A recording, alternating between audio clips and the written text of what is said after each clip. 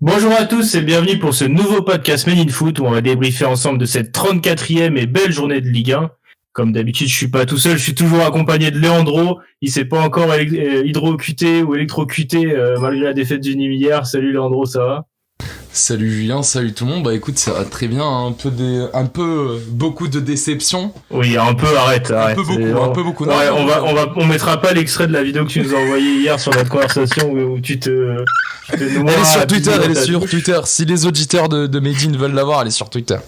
Voilà, mais on en parlera pas beaucoup, mais voilà, c'était une dure journée hier. Non, disons que la soirée a été rattrapée par la magnifique performance du Sporting, parce que dans l'après-midi j'étais pas joie, donc voilà. Mais sache en plus qu'on va pas te rater quand même, parce qu'il y a quelques semaines t'avais annoncé je sais pas combien de points pour le Nîmes Olympique. On en est très loin pour l'instant. Bah le problème c'est que Ripard est sorti, bon une fois de plus hein. Arrête de trouver des excuses, tu vas pas pouvoir trouver des excuses tout le long là. Ça fait un mois que je vous dis, quand Ripard ne fait pas un bon match, on peut pas gagner. Et là, il a été, agressé. Il s'est retrouvé avec plus de points que Bordeaux sur les 10 dernières journées, donc ça commence à devenir compliqué là. Ouais, non mais oui, mais moi je me rappelle juste de ta promesse de Leandro Prono, t'as eu pas mal de chance au début de saison là, j'ai peur pour toi et j'ai peur pour Nîmes, je t'avoue que... T'inquiète, moi je suis serein encore. Ah ouais, bon, on va demander ça à Maxime qui est là aussi. Salut Maxime. Salut Julien, salut à tous. Tu partages la sérénité de Leandro pour le Nîmes Olympique? Malheureusement pas vraiment, hein. Mais après il va y avoir une petite bataille avec Nantes, aller accrocher une place de barragiste pour pourquoi pas affronter le troisième de Ligue 2 qui sera pas Clermont, parce qu'on le rappelle, Clermont va s'imposer ce soir contre Châteauroux et s'emparer de la deuxième place. Et puis il faut le rappeler, c'est que t'es plus en déplacement, t'es de retour du coup vers Clermont, tu seras au stade ce soir, du coup il y a plus de raison que Clermont perde là. Exactement, de retour au Bercail, donc on espère que prévu, pour les supporters de Clermont, t'as pas prévu de repartir là d'ici la fin du championnat, c'est bon? D'ici la fin de saison, normalement c'est bon. Donc normalement il y aura une montée en Ligue 1 si tout se passe bien. Ok, ça marche. Et du coup, puis en même temps, Monaco, alors c'était pas un match évident, pas un beau match, mais ça gagne. Ça gagne, merci Wissam, gloire au sauveur. Je t'avoue que moi, j'ai fait les montagnes russes ce week-end avec Monaco et avec Lille. Je t'avoue que deux fois là, on m'a coupé l'arbre sous le pied à la 85e ou par là, dans les 10 dernières minutes. Je t'avoue que c'était un peu dur à se relever. Et tu vois, le week-end dernier, tu te moquais de moi parce que j'avais dit Saint-Etienne Club Ami. Moi aussi, j'avais cru à la défaite du PSG, mais au final, comme quoi, les équipes qui jouent le titre là sont performantes en fin de match et ne lâchent rien. C'est vrai. Et enfin, on retrouve Doumam. Alors Doumam là, lui, il a des choses à dire aujourd'hui. Je le sais, j'en ai parlé avec lui hier après-midi. Montpellier a énervé Doumam. Mais là, attention, ça va barder là. Ah ouais, là je suis... Bon, comment ça va la team déjà? Bon, content de se revoir encore pour un super podcast qui va être, je pense, animé en plus aujourd'hui avec tout ce qui s'est passé dans la Ligue 1. Donc déjà content de vous voir la famille. Et ouais, non, Montpellier... Bon, on va commencer par Paris, toujours par les bonnes nouvelles. Paris, je suis très content, vraiment très content de Paris, très fier des joueurs. Franchement, bon, on va pas parler parce que dès qu'on parle, ça porte la poisse. C'est Leandro. Mais ça fait plaisir de voir le PSG comme ça. Ça fait plaisir de voir un Kylian aussi impliqué. Donc, on aura l'occasion d'en parler. Mais par contre, fallait déjà parler de Kylian, il fallait déjà lancer ce podcast. Forcément obligé. Moi, quand je parle obligé, je parle de Kylian. Montpellier, oulala, Montpellier très très énervé de la prestation des joueurs, très énervé du coaching, très énervé de beaucoup de choses. Mais on aura l'occasion d'en parler. Mais effectivement, là, je crois que j'ai jamais été comme ça. Issa Nissa, hein. Je répondrai pas à la provocation. Ouais, il est venu de nulle part comme ça. Du coup, bon, on va passer d'abord par le petit récap complet de cette 34e journée. Du coup, qui a commencé tranquillement vendredi avec une victoire 3-1 de Marseille à Reims. Les Rémois, ça faisait quelques matchs qu'ils enchaînaient les matchs nuls, mais là, finalement, face à l'équipe de Sampoli, qui est toujours aussi intéressante offensivement, a fait la différence, et Dimitri Payet confirme son énorme retour en forme, tout simplement. Hein. Il a perdu quelques kilos et puis sur le terrain ça se voit.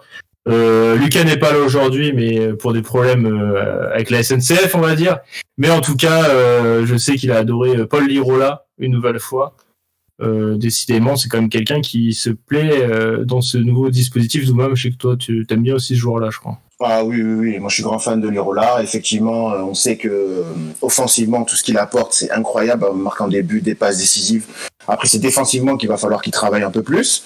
Mais voilà, on le sait, ces anciens ailiers qui étaient ailiers étant jeunes et qui après ont été repositionnés en tant qu'arrière droit ou piston droit comme ils le sont là à l'heure actuelle. C'est vrai que c'est forcément plus compliqué pour eux de défendre, mais offensivement, il apporte tellement, il met tellement d'intensité dans ses courses. Tactiquement, je le trouve assez intelligent aussi. Donc là, effectivement, il fait encore un gros match hier et Lirola, c'est l'homme plus. Sampaoli veut le garder à tout prix, mais c'est encore la bonne pioche de Monsieur Longoria que vous connaissez. Vous savez que je suis fan du nouveau président de l'OM. Donc c'est bien. Sampaoli, c'est aussi très intéressant. On sent que le groupe, voilà. Donc peut-être que Marseille va se battre pour l'Europe. On verra. Mais en tout cas, oui, Lirola, gros coup de cœur. Ouais. Ouais, du coup, voilà, Marseille, petite victoire. Petite victoire 3-1 quand même. C'est toujours 6ème de Ligue 1, avec un point d'avance sur le Stade Rennais. Ça va se battre pour l'Europe jusqu'au bout. Je pense que ça espère un petit contre-coup du RC Lens pour passer devant. Mais en tout cas, l'OM est bien présent, malgré ce que peut dire Sampaoli, où il explique que les résultats passent après ses principes de jeu pour l'instant. Je sais pas ce que vous en pensez, vous, de l'OM. Maxime, toi, tu les vois finir devant Lens, par exemple, ou... Lens, c'est un calendrier compliqué, il y a Paris et Lille à jouer. Exactement, c'est ce que j'allais dire quand on regarde le calendrier. Je crois que Marseille, ils accueillent Strasbourg le week-end prochain. Donc quand on regarde les adversaires, forcément Lens a beaucoup plus de chances de perdre des points.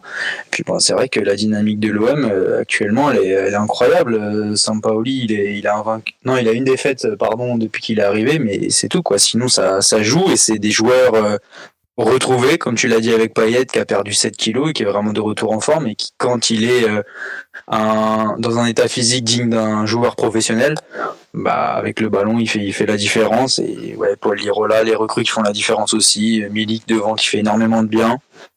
Milik, c'est vrai, Maxime, Milik, je suis d'accord avec toi. C'est la classe, Milik, quand t'as un numéro 9, ça facilite.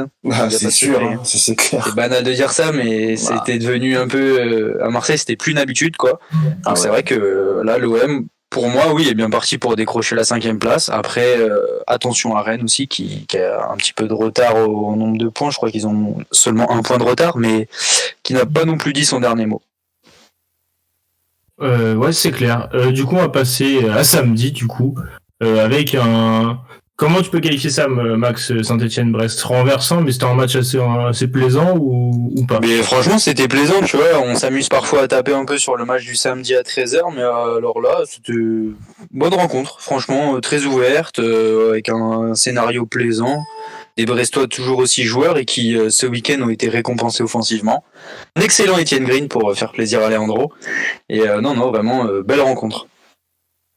Après, Étienne Green, il a fait un super match. J'ai vu un peu les highlights. Après, sur le but de Charbonnier, le deuxième but de Charbonnier, où il met le petit pont magnifique et la frappe enroulée, on sent que voilà, c'est encore un peu un jeune.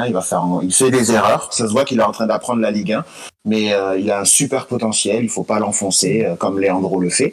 Mais nous, on soutient Étienne Green. Faut qu'il continue. C'est un super gardien, mais voilà. Faut quand même qu'il continue à bosser parce que je pense que sur Charbonnier, sur le deuxième but, il peut quand même faire mieux, aller la chercher et on voit que Charbonnier va faire ça, donc faut qu'il travaille encore, quoi.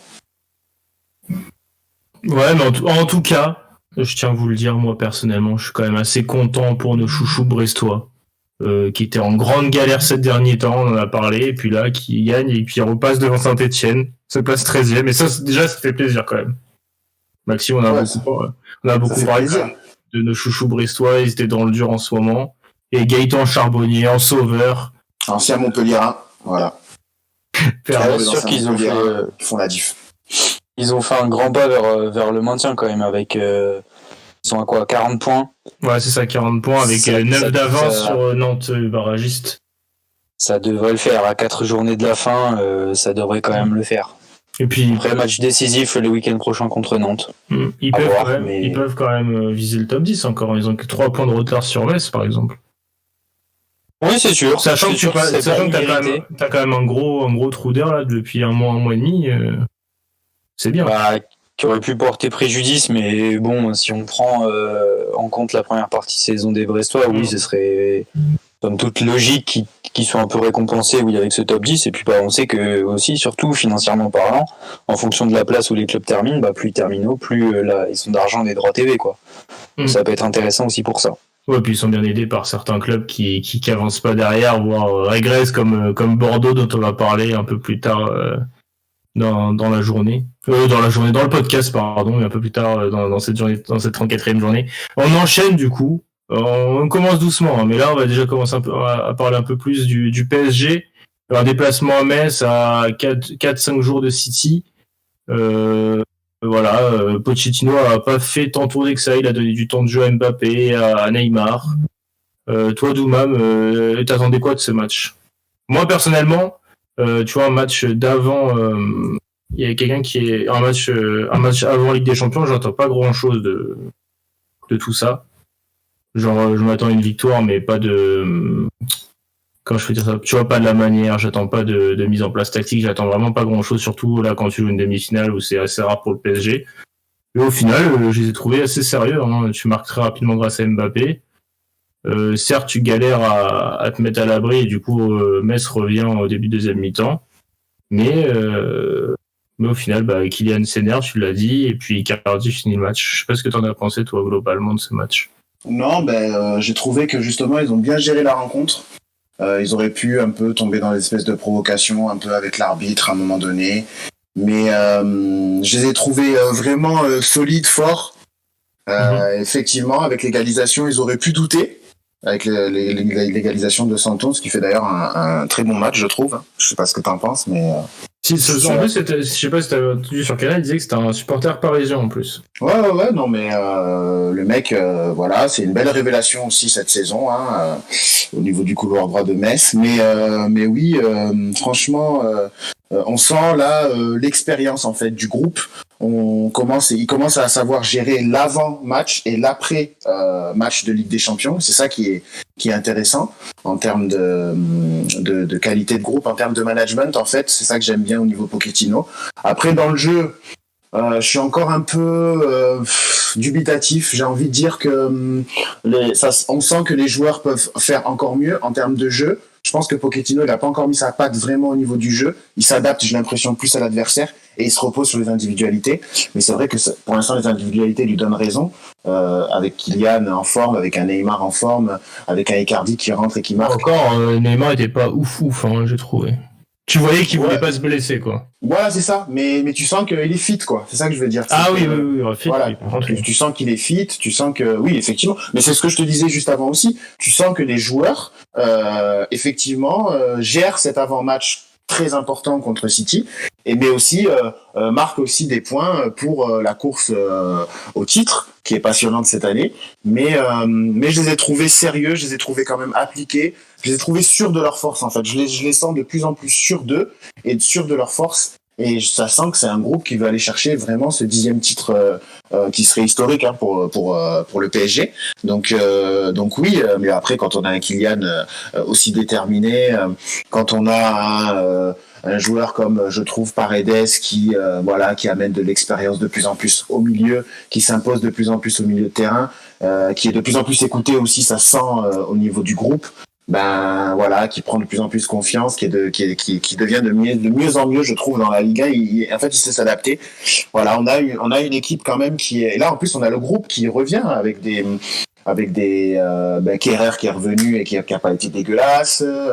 On a Kipembe toujours aussi solide. On a au milieu de terrain Verratti qui est revenu. Enfin bref, il y a que des bonnes nouvelles. On sent le groupe qui vit bien, qui est vraiment déterminé à pouvoir aller chercher ce 10e titre, comme je te disais. Donc plutôt content, et moi je suis très content de Icardi, quoi. Franchement, le mec revient. Écoute, moi c'est mon avis. Non, Icardi, je juge plus sur le match de Coupe de France, non? Parce que le match de Metz, tu peux pas dire grand-chose. Il rentre, il a un penalty, c'est tout, quoi. C'est bon dans ce sens-là. Mais en fait, moi, ce que j'aime chez lui, c'est qu'à chaque fois qu'il rentre, soit il est titulaire, mais il est décisif. Moi, j'ai vu les stats de Icardi depuis le début de saison. Il a certes loupé beaucoup de matchs, mais chaque match, il est décisif, que ce soit par la passe ou que ce soit par le but. Et ça, voilà, quoi. Saint-Etienne, il te met le but qui te permet de marquer, de gagner contre Saint-Etienne 3-2 à la dernière minute, super important. Là, il te met un triplé contre Angers. Et là, encore, il rentre, il marque encore et il provoque le penalty et il marque. Donc c'est bien, ouais. Et puis, on n'a pas vu Keane. Donc, ça veut dire que voilà, il y a vraiment de l'émulation dans le groupe, il y a de la concurrence. Tout le monde tire vers le haut et ça s'annonce, moi je le sens très très bien pour Paris, quoi, pour la suite. Il y a de la concurrence, mais pas partout, hein, parce qu'on peut reparler aussi du match de Levin Kurzawa, de retour de blessure sur son marquage sur Fabien Santon, c'était quand même quelque chose. Hein. Et quand tu vois que Michel Baker doit jouer une quantité de matchs cette saison, après il y a aussi la blessure de Bernat qui l'a aidé, mais bon, il y a de la concurrence en attaque au milieu de terrain au PSG, en défense, par contre.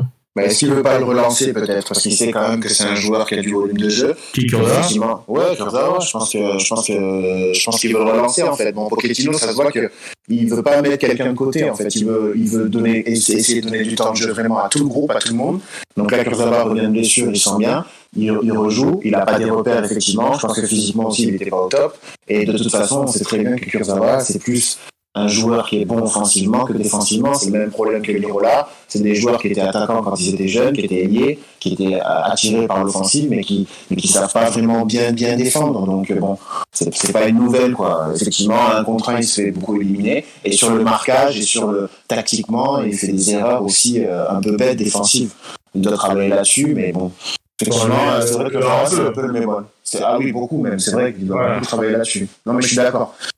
Mais effectivement, bon, Kurzawa, il doit augmenter son niveau de jeu. Est-ce qu'il va jouer contre City, on verra. Mais moi, je pense que voilà, c'était vraiment pour lui redonner de la confiance, lui redonner du temps de jeu. Et il va impliquer tout le monde. C'est ça que j'aime chez Pochettino, il va impliquer tout le monde. Même si, voilà, pour l'instant, en termes de jeu, je suis pas encore tout à fait satisfait. J'arrive pas encore à voir sa patte parce que ça change trop de match en match. Bon, après, c'est plus un coach qui s'adapte pour l'instant qu'un coach qui impose à l'autre équipe de s'adapter, justement. Il préfère surprendre les équipes plutôt que d'avoir un style de jeu propre. On l'a quand même vu depuis son arrivée face au Barça, etc., surtout dans les gros matchs. C'est vraiment ça, c'est l'adaptabilité qui compte plus. Dernière chose, moi, pour Kurzawa, je t'avoue que j'espère qu'il sera pas titulaire face à City. Parce que face à Mahrez dans le couloir gauche, compliqué. C'est la dernière titularisation avec des champions, c'est quand même 2 pénaltys. Hein. Ah oui, non, mais c'est clair que Kurzawa, derrière, défensivement, il rassure pas, quoi. Et c'est vrai que si tu as un mec qui est un peu dribbleur ou qui va un peu vite, il va être rapidement en difficulté. Oui, donc comme tous les ailiers des clubs de Ligue des Champions. Ouais, c'est ça. Ils sont très dribbleurs et ils sont très techniques. Donc forcément, il y a Mahrez, c'est vrai que sur son côté, on va voir, mais il va mettre qui alors? S'il met pas Kurzawa, il met qui? Baker ou Diallo. Hein. Baker ou Diallo, mais Diallo revient de blessure aussi. Oui, est-ce qu'il sera 100% apte pour pouvoir jouer? Bon, j'espère, mais il n'a pas joué.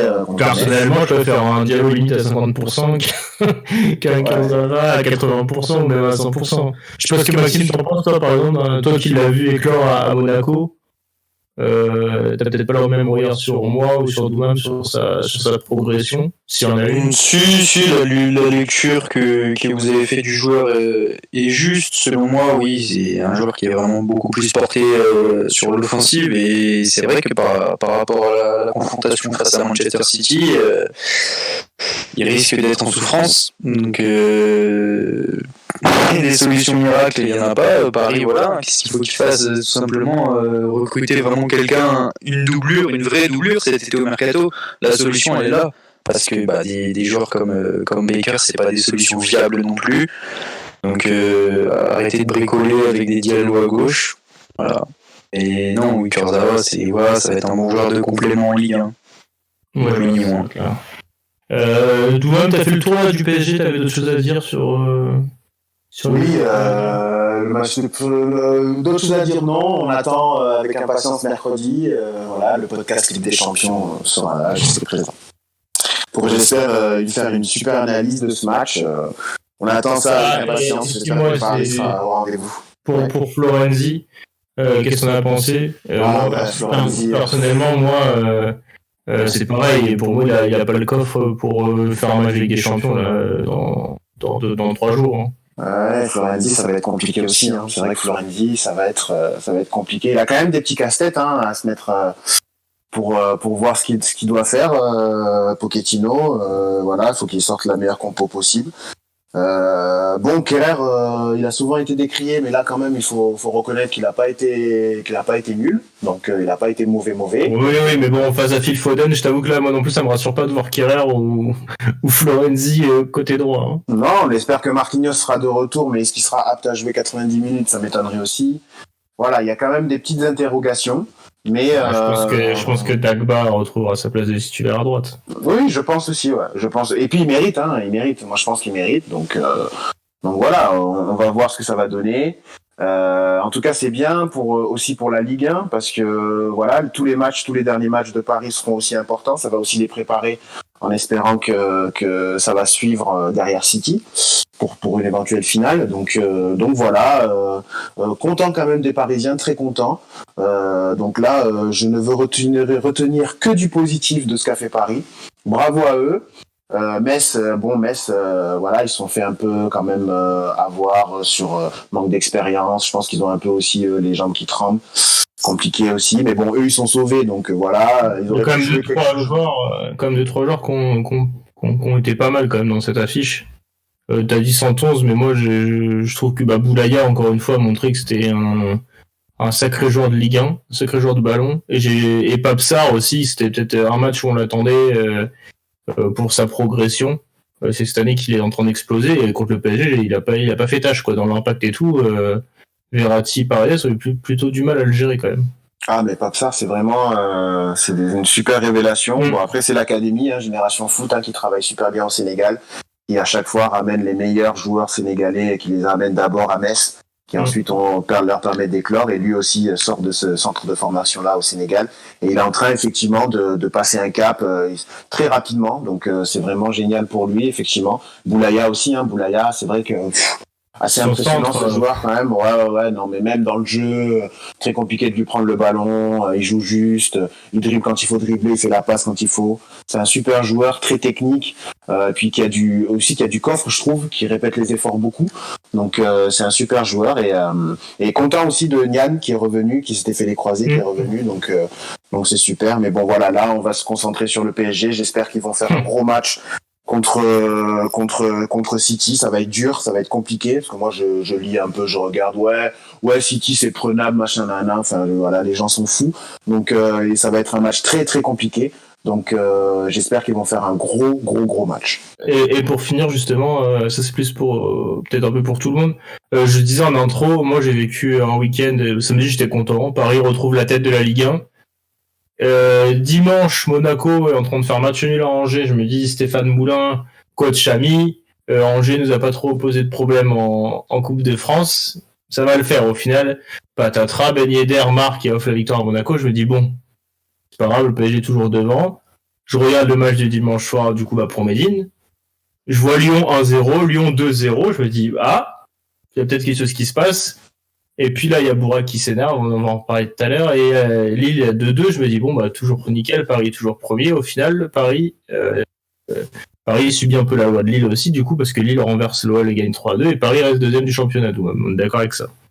Là, à choisir, je vous rappelle que tous dans le podcast, vous étiez en confiance pour Lille, et moi, je croyais toujours au PSG, là, ça va être compliqué pour moi. Mais à choisir, qu'est-ce que tu vois pour la fin de saison du PSG ? Est-ce que j'allais dire le problème j'allais dire, est-ce que s'ils assurent le podium, Paris doivent-ils se concentrer exclusivement sur la Ligue des Champions, ou va falloir jouer les deux à fond, ou tu penses que le titre c'est mort et qu'il faut privilégier la... Non, on peut pas dire que le titre c'est mort, parce que t'es à 1 point. Donc même Monaco peut pas dire le titre c'est mort, parce qu'eux ils sont à 2 points de Lille. Donc d'un côté, quand tu vois ça, tu te dis que c'est plutôt cool, quoi. Mais après, moi je pense personnellement qu'il faut quand même Et là, il y a quelque chose il y a la possibilité d'aller chercher quelque chose de bien plus grand qu'un titre de champion de France, même si je respecte le titre de champion de France. Je pense qu'ils veulent tout gagner. Je pense que c'est des compétiteurs. Ça se voit avec l'attitude d'Mbappé, par exemple. Ouais, ce qui est dommage, c'est qu'ils se sont réveillés beaucoup trop tard. Hein. Voilà, ils sont réveillés trop tard aussi. Donc, d'un côté, moi, je trouve que Lille, comme je l'ai dit, Lille ferait un très beau champion, encore plus avec le match d'hier soir. Donc, il faut juste reconnaître que Lille ferait un super champion. Après, moi, je pense que tu me demandes maintenant, est-ce que tu choisis, parce que je pense que c'est ça un peu ta question, oui. Est-ce que tu choisis entre je te demande d'être mouillé, là. Le titre de champion de France et la Champions League? Même pas besoin de répondre. Bien sûr qu'il faut je préfère gagner une Champions League que de gagner. Alors, une finale de Champions League ou le titre, sachant que tu peux la perdre encore la finale, c'est plus. Finale de Champions League aussi. Ah ouais. Ouais. Finale de Champions League aussi, ouais. Grave.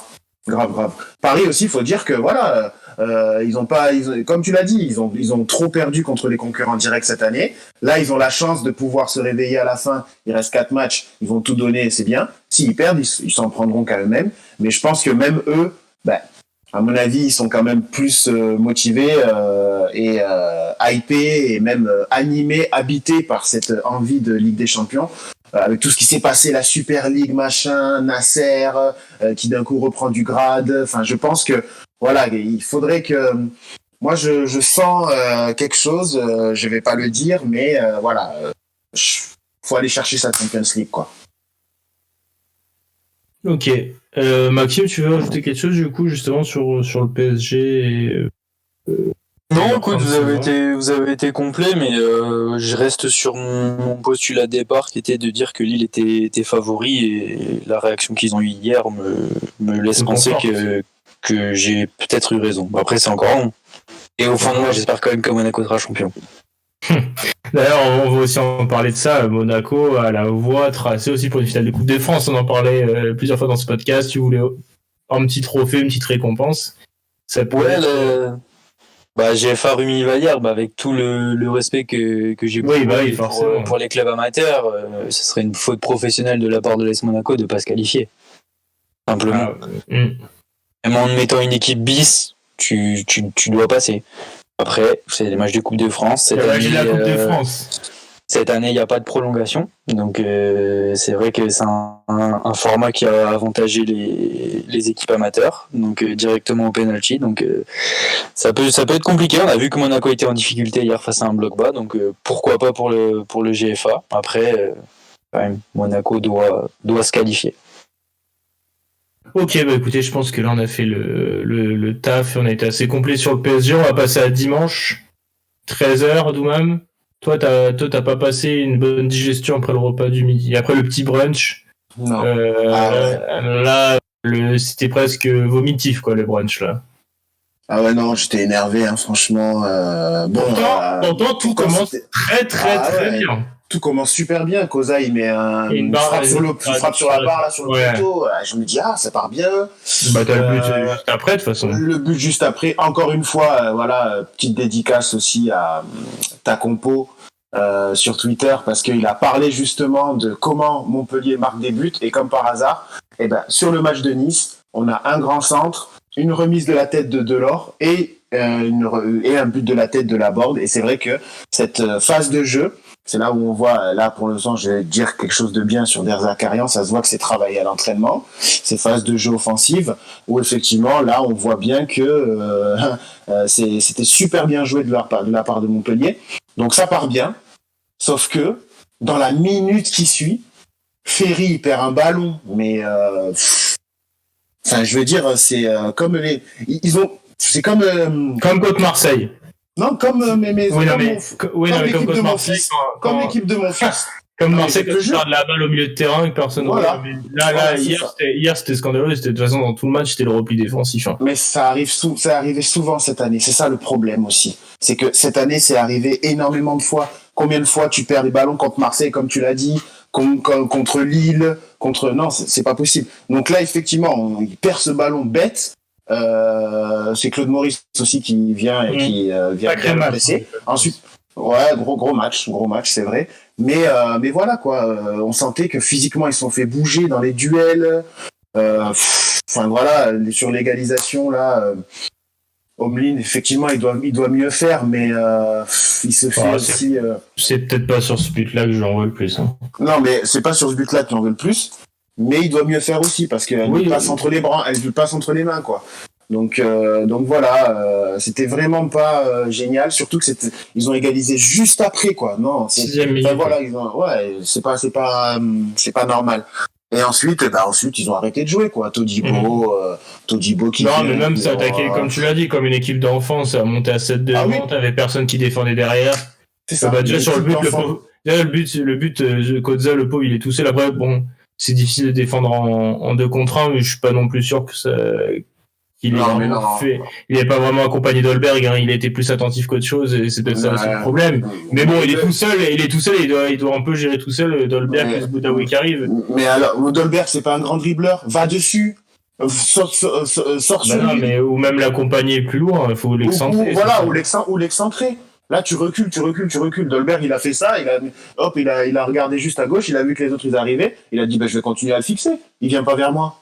Enfin, je veux dire, Koza aussi, voilà quoi, c'est ça en fait. C'est beaucoup d'approximations, c'est beaucoup enfin bref, très très déçu de la prestation de Montpellier hier. Là, l'Europe, on sait que c'est mort, il reste 4 matchs, voilà, c'est fini. La Coupe de France. La Coupe de France, on va jouer Paris en demi-finale. Enfin, je veux dire, en jouant comme ça, en laissant des boulevards au milieu de terrain, tu crois qu'ils vont faire quoi? Non, mais c'est juste pas possible. Paris, ils veulent tout gagner. Et même la Coupe de France, ils vont pas la négliger. Donc ouais, je sais pas. Franchement, t'es très défaitiste. Là, on en a parlé hier. Et on en a parlé hier. T'es très défaitiste. Ouais, je suis très défaitiste et forcément, moi, forcé de constater. T'es pas d'accord avec moi, mais forcé de constater que ça fait quand même combien de temps que Der Zakarian est là? Ça va faire 4 ans, 5 ans. 4, je dirais. 4 ans. Mais... Voilà. Et moi, je vois pas de progression en termes de résultats, en termes de classement, en termes de jeu. En termes de résultats et de classement aussi, tu peux pas dire ça. Il a récupéré une équipe qui se battait pour le maintien avec Gasset, avec Frédéric Hans et tout. Tu peux pas. Ça fait 4 ans qu'il est là. Ça fait 4 ans qu'il est là. Et un peu dur. Il remplace Hans, c'est ça. Il remplace Gasset. Et que t'es revenu. Je te rappelle que l'équipe de Gasset et tout, c'était 13-14e. Il a quand même stabilisé le club dans le top 10. À chaque fois, jusqu'à la 34e, 35e journée. Un peu moins, jusqu'à la 30e journée, ça joue l'Europe. Mm-hmm. Pour moi, il y a quand même une vraie progression au niveau résultat, quand même. Mais à ce moment-là, Laurent Nicolin, se pose des questions à le prolonger ou pas, ou ça se discute, ou ça attend le dernier moment pour prolonger. Si lui aussi, il n'avait pas des doutes, je pense pas qu'on en serait dans cette situation-là, quoi. Donc, tu sais que le coach peut aussi avoir des doutes, tout même. Bon, d'après ce que j'ai compris, moi, c'était plus Der Zakarian Mais après, c'est normal que Nicolas se pose des questions, ça fait 4 ans, on sait que dans le football, 4 ans, ça commence déjà à être long, je pense que c'est plus pour ça, il attend de voir la fin de saison. Mais là, une demi-finale de Coupe de France pour Montpellier, ça fait quoi? Ça fait plus de 20 ans que c'est pas arrivé. Oui. De jouer l'Europe comme ça chaque saison, enfin de se battre pour l'Europe, ça fait pareil, ça fait au moins 10 ans que c'est pas arrivé non plus. Il y a quand même du travail qui est fait. Après, moi, 2012, t'es champion de France, quoi. Il n'y a pas d'évolution depuis, quoi. C'est vrai que ça va faire 10 ans, mais 2012, t'es champion de France. Oui, enfin, attention. Après, 2012, tu perds tout le monde et Montpellier était plus proche des 15e places que de la 5e place, quoi. Ouais, non, mais tu défends la carrière, c'est bien, mais moi, je trouve que... Franchement, je suis pas le seul. Non, mais je sais bien. Franchement, pour moi, je sais pas si c'est vraiment bien. On a Mason Mount du pauvre, là, Joris Chotard, alors qu'il pourrait être aussi fort que lui, et on n'a rien. Oui. Ah ouais, carrément. Mais on n'a rien, oui, voilà, il progresse pas, je trouve qu'il fait pas progresser les joueurs, à part Delors. La Borde aussi, mais je pense que c'est les deux qui se tirent vers le haut. Et est-ce que c'est vraiment Ferry a progressé aussi quand même. Ferry le met en confiance, c'est vrai. Mais voilà. Sans bien progresser. Je te rappelle que Sambia, il y a encore un an, il voulait le bazarder à Grenade ou je sais pas où en Liga. Et maintenant, Il a bien c'est fait. indiscutable. Je pense que Sambia, c'est plus une prise de conscience personnelle avec le Covid. Je pense que ça l'a fait cogiter. Et qu'il Non, s'est mais dit, ouais, faut que je sois. oui, non, mais Voilà. c'est d'accord. Parce que comme ça, Sambia, je pense que Maxime le dira aussi, à Niort, c'est en milieu de terrain très intéressant aussi. Hein. Oui, non, mais c'est clair, au milieu de terrain, il est fort. Et là, à droite, il est encore plus fort, j'ai l'impression, parce qu'il a plus d'espace pour s'exprimer. Ah, moi, j'aurais bien aimé au milieu quand même. Moi aussi. J'aurais bien aimé le voir au milieu à ce niveau de professionnalisme. Moi aussi, mais on dirait qu'il arrive plus à s'épanouir sur un côté quand même. Donc, Non, je sais et, pas. où il joue. Moi, je l'avais vu une fois en 16e de finale de Coupe de la Ligue à Guingamp, j'étais au stade, il avait fait un match incroyable. Non, mais c'est un Son année à Niort, elle est incroyable. Hein. il pourrait être un Pogba un peu dans le même. Bah, de toute façon, c'est à ça qu'on le comparait, en tout Bien cas dans sûr. le style de jeu et dans les qualités physiques. Mais non, oui, moi j'ai un regret plus, c'est de ne pas le voir au milieu de terrain avec cette conscience professionnelle qu'il a eu depuis le Covid, enfin en tout cas depuis cette saison de la maturité un peu. Voilà, c'est ça. Je pense. Mais c'est pareil, on en a parlé tous les deux hier. Moi je t'ai dit, pour moi, Montpellier a des problèmes dans son effectif. En devant, attends, je vais bien regarder le classement, mais t'as peut-être avec Mavididi, la bord de l'or, t'as quoi, la 5e, 6e meilleure attaque de Ligue 1 sur le papier. Derrière. Et sauf que après, déjà, t'as pas de remplaçant. Non, mais déjà, t'as pas de remplaçant. On a déjà parlé, mais bon, si Delors est pas là, faut jouer avec Kigan Dolly ou Petar Skuletic. Sachant qu'Eliwai ne rentre même pas dans les plans au tout début de saison, c'est qu'il a profité justement de ce vide intercontinental là, en attaque pour jouer. Ouais, c'est vrai. Pour moi, l'équipe, en fait, le 11 est à peu près est bien, mais du niveau d'un top 10 globalement. Mais après, derrière, c'est que t'as aucune profondeur de banc, quoi. Au milieu de terrain, si t'as pas Savanier, pareil, c'est Dolly qui peut venir compenser, ou tu fais jouer le petit Chotard, mais du coup, qui manque de temps de jeu parce qu'il enchaîne pas les matchs, à la salle, il faut qu'il les enchaîne. Mais après, tout le monde voulait, parce que ça, faut en parler aussi, quand Montpellier joue en 5-2-3, les années précédentes, tout le monde gueulait sur Darzac parce qu'il faisait pas jouer Mollet, Ferry, Savanier, et qu'en gros, tout le monde se plaignait parce que Mollet jouait pas assez, que c'était le joueur qu'il fallait dans les grands matchs, etc. Là, cette année, Mollet, cette année, il a aucune concurrence, il peut même pas trouver cette excuse-là, il a le temps de jeu qu'il veut. Hein. Non, mais si tu regardes tous les matchs, Darzac a changé son système pour jouer avec ces trois-là et accepter un déséquilibre offensif et jouer les coups à fond, et ça paye parce qu'il marque plus de buts que les années précédentes.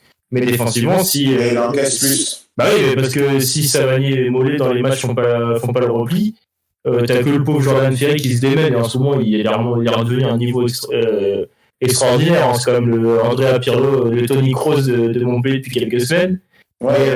Mais c'est-à-dire que Ferry, tout ça pour défendre, et sachant que ta défense en plus derrière n'est pas la plus solide de ces 3-4 dernières années.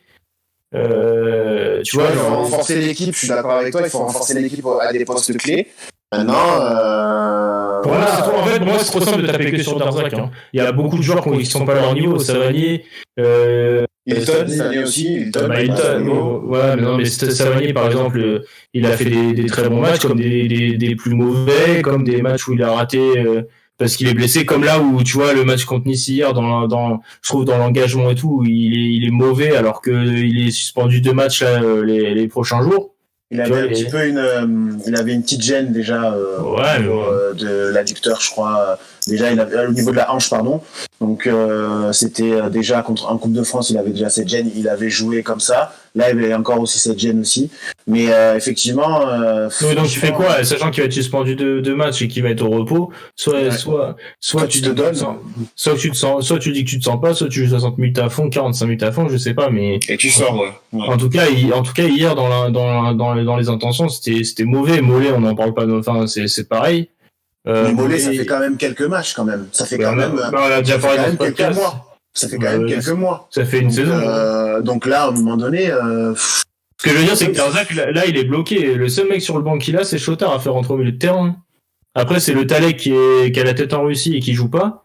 Voilà, et Benchama, t'as des jeunes, tu les fais pas jouer, ça veut dire que tu comptes pas sur eux. À ce moment-là, voilà. Hier, Clément Vidal, il est rentré.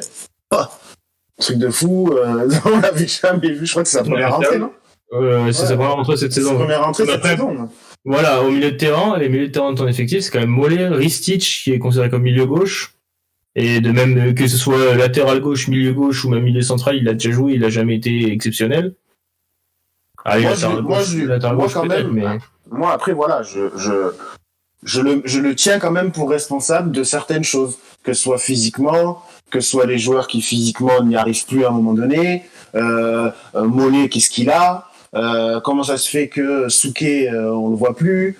Clément Vidal. Souquet, c'est pareil. Souquet, il a fait trop d'erreurs et il a été beaucoup trop de fois absent comparé à Sambia. Sambia est beaucoup plus fiable cette année défensivement que Souquet. Sambia est meilleur, c'est clair. Mais à ce moment-là, dans ta gestion de l'effectif, dans ta gestion de la performance, intègre les jeunes justement. Après, peut-être que c'est vrai que tu n'avais peut-être pas la même génération qu'avant, c'est vrai. C'est sûr que Joris Chotard, Clément Vidal et Benchama, c'est pas Kabela, Stambouli, Martin. Bah oui. Ça c'est sûr. Ça c'est sûr. Mais à ce moment-là, faut qu'on arrive à trouver une solution. Ça veut dire que l'effectif à la base n'a pas été bien fait. Ça veut dire que il y a quand même vachement de remise en question à faire. Chaque année ils disent on joue l'Europe. Chaque année, on dit on joue l'Europe, et au final, dès que là, justement, il faut gagner les matchs pour jouer l'Europe, et c'est pas maintenant, hein, c'est pas le match de Nice, hein. C'était déjà, il y a 10 matchs il y a des matchs que tu dois gagner, que tu gagnes pas, et t'arrives pas à faire le trou, et t'as Lens qui te passe devant. Enfin, moi, je veux bien, Lens, ils sont promus, ils vont peut-être se retrouver européens. C'est fou, quand même. Ouais, mais je t'ai dit que l'effectif de Lens, au final, est qualitativement, a peut-être plus de qualité. En tout cas, les remplaçants sont au niveau des titulaires, hein. T'as une vraie concurrence que à Montpellier t'as pas cette année. Mais moi je pense que justement c'est S qui fait la différence. Moi personnellement je pense que c'est S qui fait la différence, qui arrive justement à tenir la quintessence de son groupe. Et le directeur sportif, c'est aussi le directeur sportif. Il y a quand même Bruno Carotti, il y a quand même pas mal d'erreurs. Hein. Oyongo pour moi c'est quand même une erreur. On peut parler de qui? On peut parler d'Arnaud Souquet, Mathias Suarez qui a pas fait le travail, Ristich, je sais pas ce que t'en penses, moi ça m'a pas non plus convaincu. Dolly, voilà. Et Lok Youn, voilà c'est pareil. Enfin regarde le banc de Montpellier. Le banc de Montpellier c'est tu t'es même pas dans le top 10 de Ligue 1 je pense. Hein. Ouais, non, mais c'est possible aussi. Donc, ça veut dire qu'il y a aussi, effectivement, t'as un gros 11, du recrutement. Voilà, t'as un gros 11 et après le reste. Le reste, t'as pas de banque. Enfin, un gros 11, t'as 7-8 gros joueurs et puis après le reste, c'est, Derzac doit un peu composer. Alors, ouais, il y a peut-être des problèmes de confiance avec les jeunes, avec, Boutoba, par exemple, l'année dernière qui a pas joué, Bastien Badou, Thibaut Vargas, t'as peut-être des jeunes comme ça qui n'ont pas eu leur chance, mais dans tous les cas, il a pas un groupe énorme, hein. Tu vois, quand tu regardes le groupe de Nice, même hier, ceux qui rentrent et tout, c'est pas la même chose, hein. Tu vois. Après, oui, je peux comprendre certaines critiques sur Darzac. J'essaie juste d'apporter un peu de nuance, mais je suis d'accord aussi avec toi. Ça veut dire qu'il y a aussi un problème d'effectif, effectivement, c'est vrai. J'ai un problème que c'est le bouc émissaire un peu de tout ça, et pour moi, il y a pas que lui qui est en tort, quoi. Lui, il a peut-être des torts, il a essayé de se renouveler cette saison, parce qu'on lui disait qu'il était un peu trop frigide à toujours. Mais ça, au contraire, ça c'est quelque chose de bien. Au contraire, je trouve que c'est bien qu'il soit remis en question et qu'il ait fait ça. Après, voilà, là, il faut qu'on se pose vraiment des vraies questions. Moi, je trouve que le club n'arrive pas à progresser. On est toujours un peu à cette place du con là, 6, 7e, qui fait que tu joues rien l'année prochaine. Donc voilà, si t'arrives pas à passer ce cap-là, ça parle d'un nouveau stade, ça parle de tout ça. C'est ça qui est compliqué en fait. Donc c'est savoir en fait le discours avec les ambitions, il faut que ce soit cohérent. Et pour l'instant, ça l'est pas. Donc qu'est-ce qu'on fait quoi? Ouais.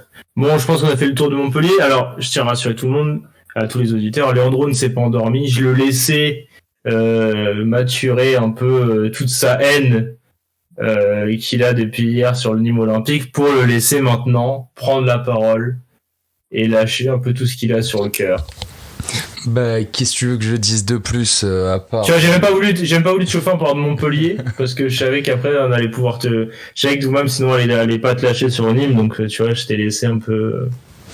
Non, bah, c'était une catastrophe, hein, on peut appeler ça comme ça, une catastrophe industrielle, dans le sens où on se retrouve à 10 plus des 3/4 du match, on n'arrive pas à la mettre au fond, si ce coup franc d'Eliasson finit dans le but, bah, il y a 2-1.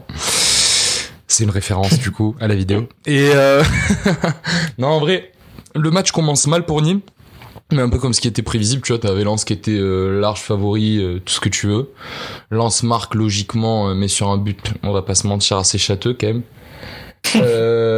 Derrière, carton rouge plus que mérité, même si pour moi, hier, il y avait beaucoup de gens qui se disaient, ils s'étaient apeurés par ce qui s'était passé, etc. Franchement, ça peut arriver dans un match de foot. Non, il y a rouge, mais c'est pas volontaire. Oui, J'ai vu pour moi, des c'est pas trucs comme volontaire, quoi, Silla voulait à tout prix faire mal. Non, et c'est surtout qu'il reste jusqu'à la fin. Il est là, il lui dit, je suis désolé, machin, ça se voit. Il y a aucune intentionnalité. Donc, pour moi, c'est pas, vas-y. Certes, le rouge est mérité, mais voilà. Ah, mais je pense que oui, mais je voyais des images de suspension. Ouais, non. Franchement, sur les réseaux, hier, je voyais des trucs comme ça. Tu les as vus, toi aussi. Ouais, mais c'est ta communauté, hein, Leandro, c'est pas moi, hein. Enfleur. Non, mais après, du coup, c'était Nîmes qui prend le devant, mais qui est nul, parce que la défense était horrible, ça, il faut le dire, tout le match, que ce soit les latéraux, Melling, qui était pas dans son match, à la couche, qui était terrible. Le seul qui s'en sort plutôt bien, on va dire, c'est Guessou. Miguel, j'en parlerai pas, parce que, tu te demandes s'il a été sur le terrain. Et tu te retrouves avec un Nîmes Olympique à la mi-temps qui perd toujours 1-0, ce qui est... Je tiens à rappeler aussi que Guessoum t'en as dit beaucoup de bien. Et là, je sens oui, que non, franchement, des quatre, je pense, c'est celui qui s'en est le moins mal sorti, il gagne le penalty, donc... Alors, là, je te coupe un peu, mais pour la gestion de Ueda, je trouve ça un peu bizarre sur Pascal Planck, du coup.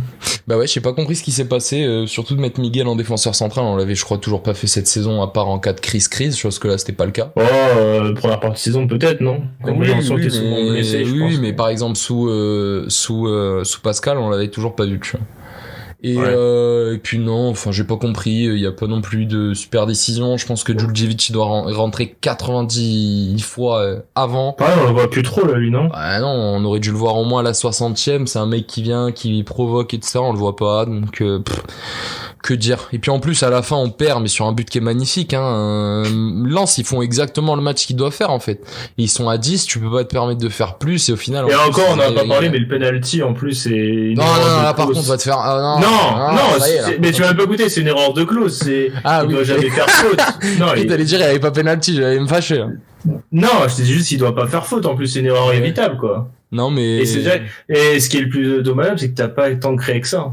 Non, c'est ça le problème. Mais c'est quand t'as créé, il y a eu le poteau, il y a eu la transversale, t'as pas non plus beaucoup de chance. Et au final, c'était un match pas ouf, où Lens a vraiment prouvé qu'il méritait d'être à la 5e place. Et Nîmes a prouvé qu'on était à la place où on devait être, tout simplement. Ça fait 2 matchs où on joue contre 10. Ouais, ça fait 2 matchs où on joue contre 10 et on n'arrive pas à faire la différence. À partir de ce moment-là, faut se remettre en question. Et toi, qu'est-ce que t'en penses, justement, de cette remise en question?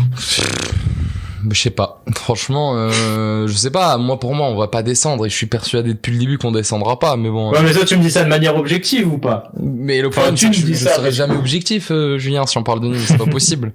C'est comme si je te demande d'être objectif sur Paris, c'est dur. Tu vois, genre, c'est très compliqué. On a 2 points de vue. Pour moi, c'est difficile, hein, mais si on doit aller en Ligue 2, c'est que c'était mérité de toute façon, ma foi.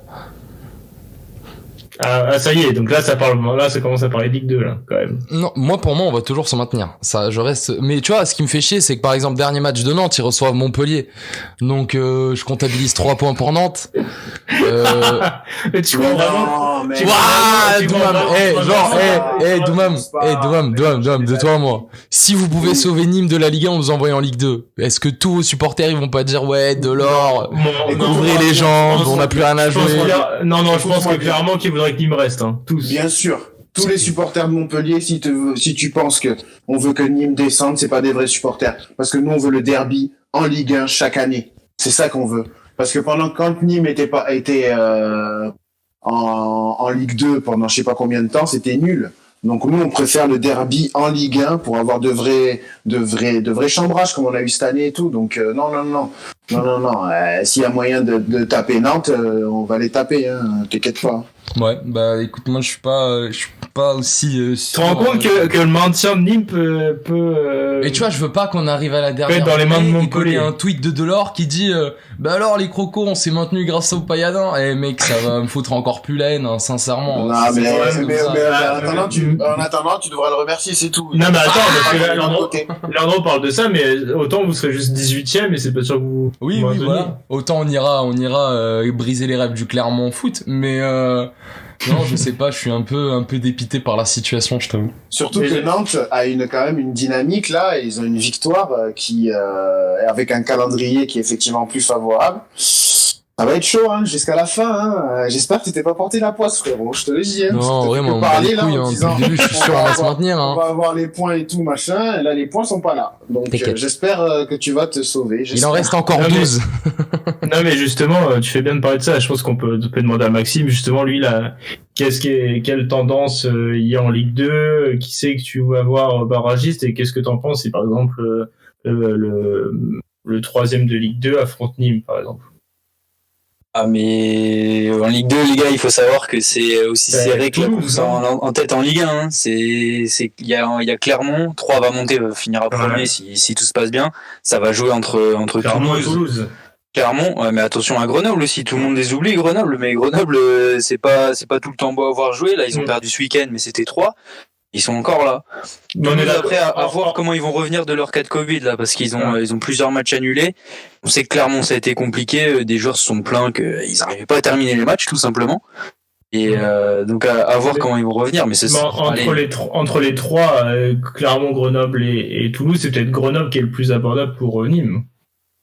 Oui, clairement. Après, c'est parce que les deux autres équipes jouent quand même plus au ballon que Grenoble, quoi.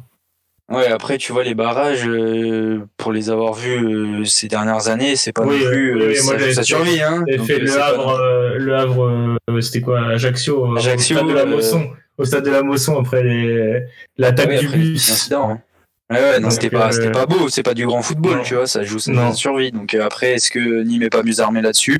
À voir. Mais le constat que je fais là après cette 34e journée, c'est que Nîmes perd au mauvais moment parce que Nantes va gagner à Strasbourg 2-1 grâce à Ludovic Blas, encore une fois, qui est venu sauver les Canaries.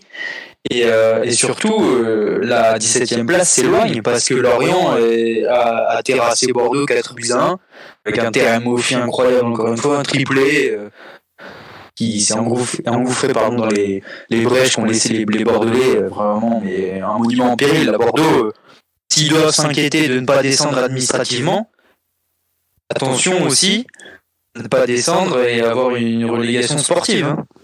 Parce que de ce qu'ils montrent ces dernières semaines, c'est terrible. Il n'y a rien du tout.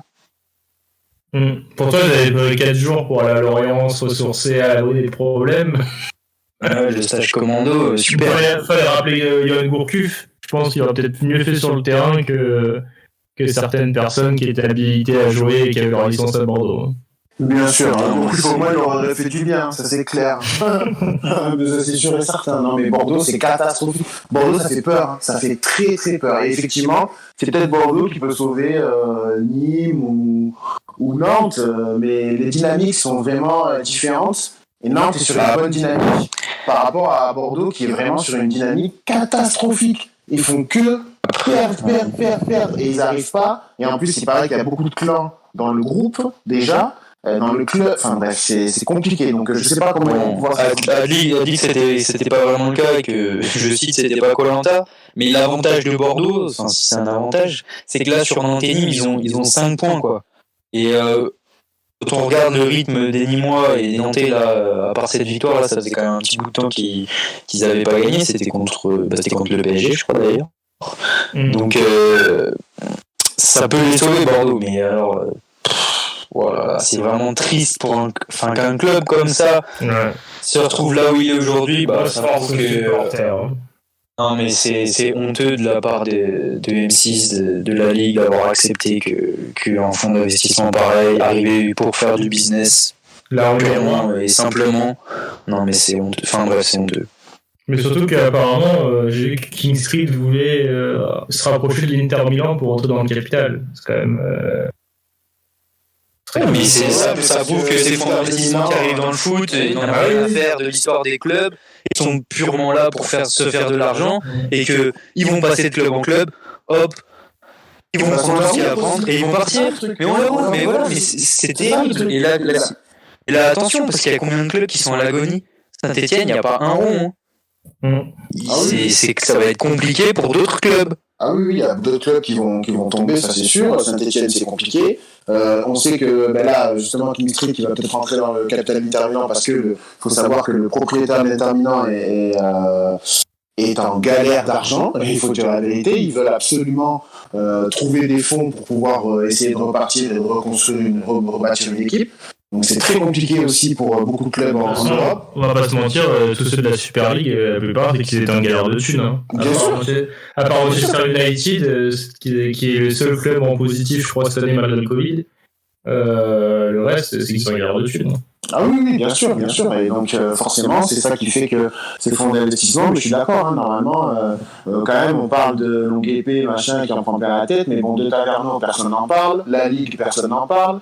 C'est quand même de Taverneau qui a dit c'est bon, je vais vendre le club, mais vous inquiétez pas, je vais pas le vendre à n'importe qui, je vais le vendre à quelqu'un de sérieux. Voilà ce qui se passe. Non mais c'est vrai, moi je me souviens très bien de ça, hein, quand M6 sortait du club et qu'il dit ça.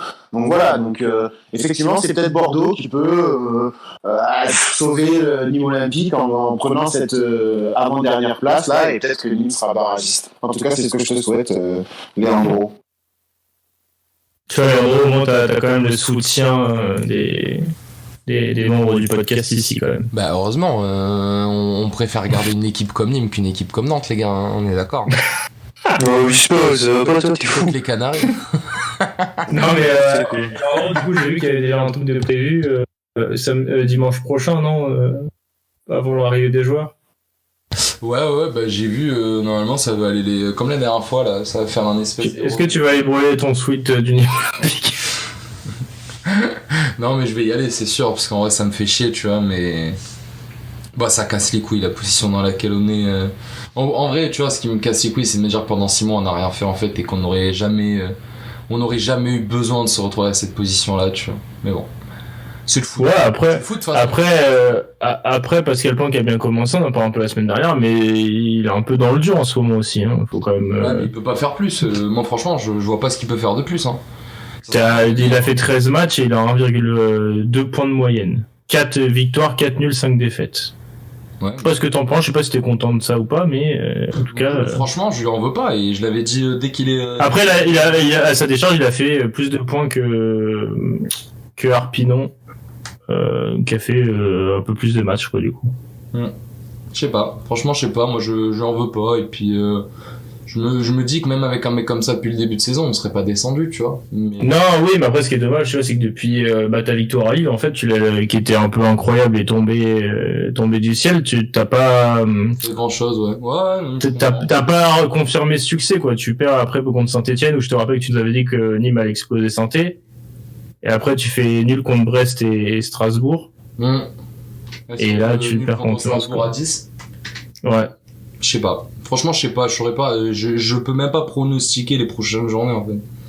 Ouais, vaut mieux plus en ce moment, je crois. Vaut mieux pas, hein. Ouais, c'est vrai. Dis rien, et puis tu pries, quoi. Et puis voilà. Ouais. Pour finir sur ce multiplex, on a parlé un peu de Nantes, on a parlé un peu de Lorient, faut aussi parler de Dijon. Dijon, ça leur tombait sous le nez, ça y est, c'est fait, ils sont relégués en Ligue 2. Ça fait chier, c'est un petit club sympa. Des gens qui bossent bien, des attachés de presse, etc. Il y a des joueurs un peu sympas avec des histoires un peu comme Yacine Bedia, c'est un peu chiant, c'est un peu dommage. Mais après, bon, sur le terrain, par contre, c'était l'apocalypse depuis bien trop longtemps pour espérer quelque chose.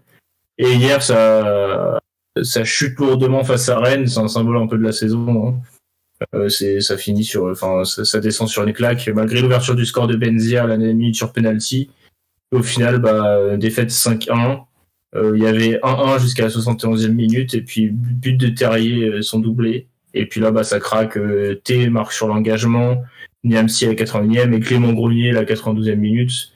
C'est la preuve que c'était mental, quoi. C'est la preuve que cette équipe sait quand même jouer au foot.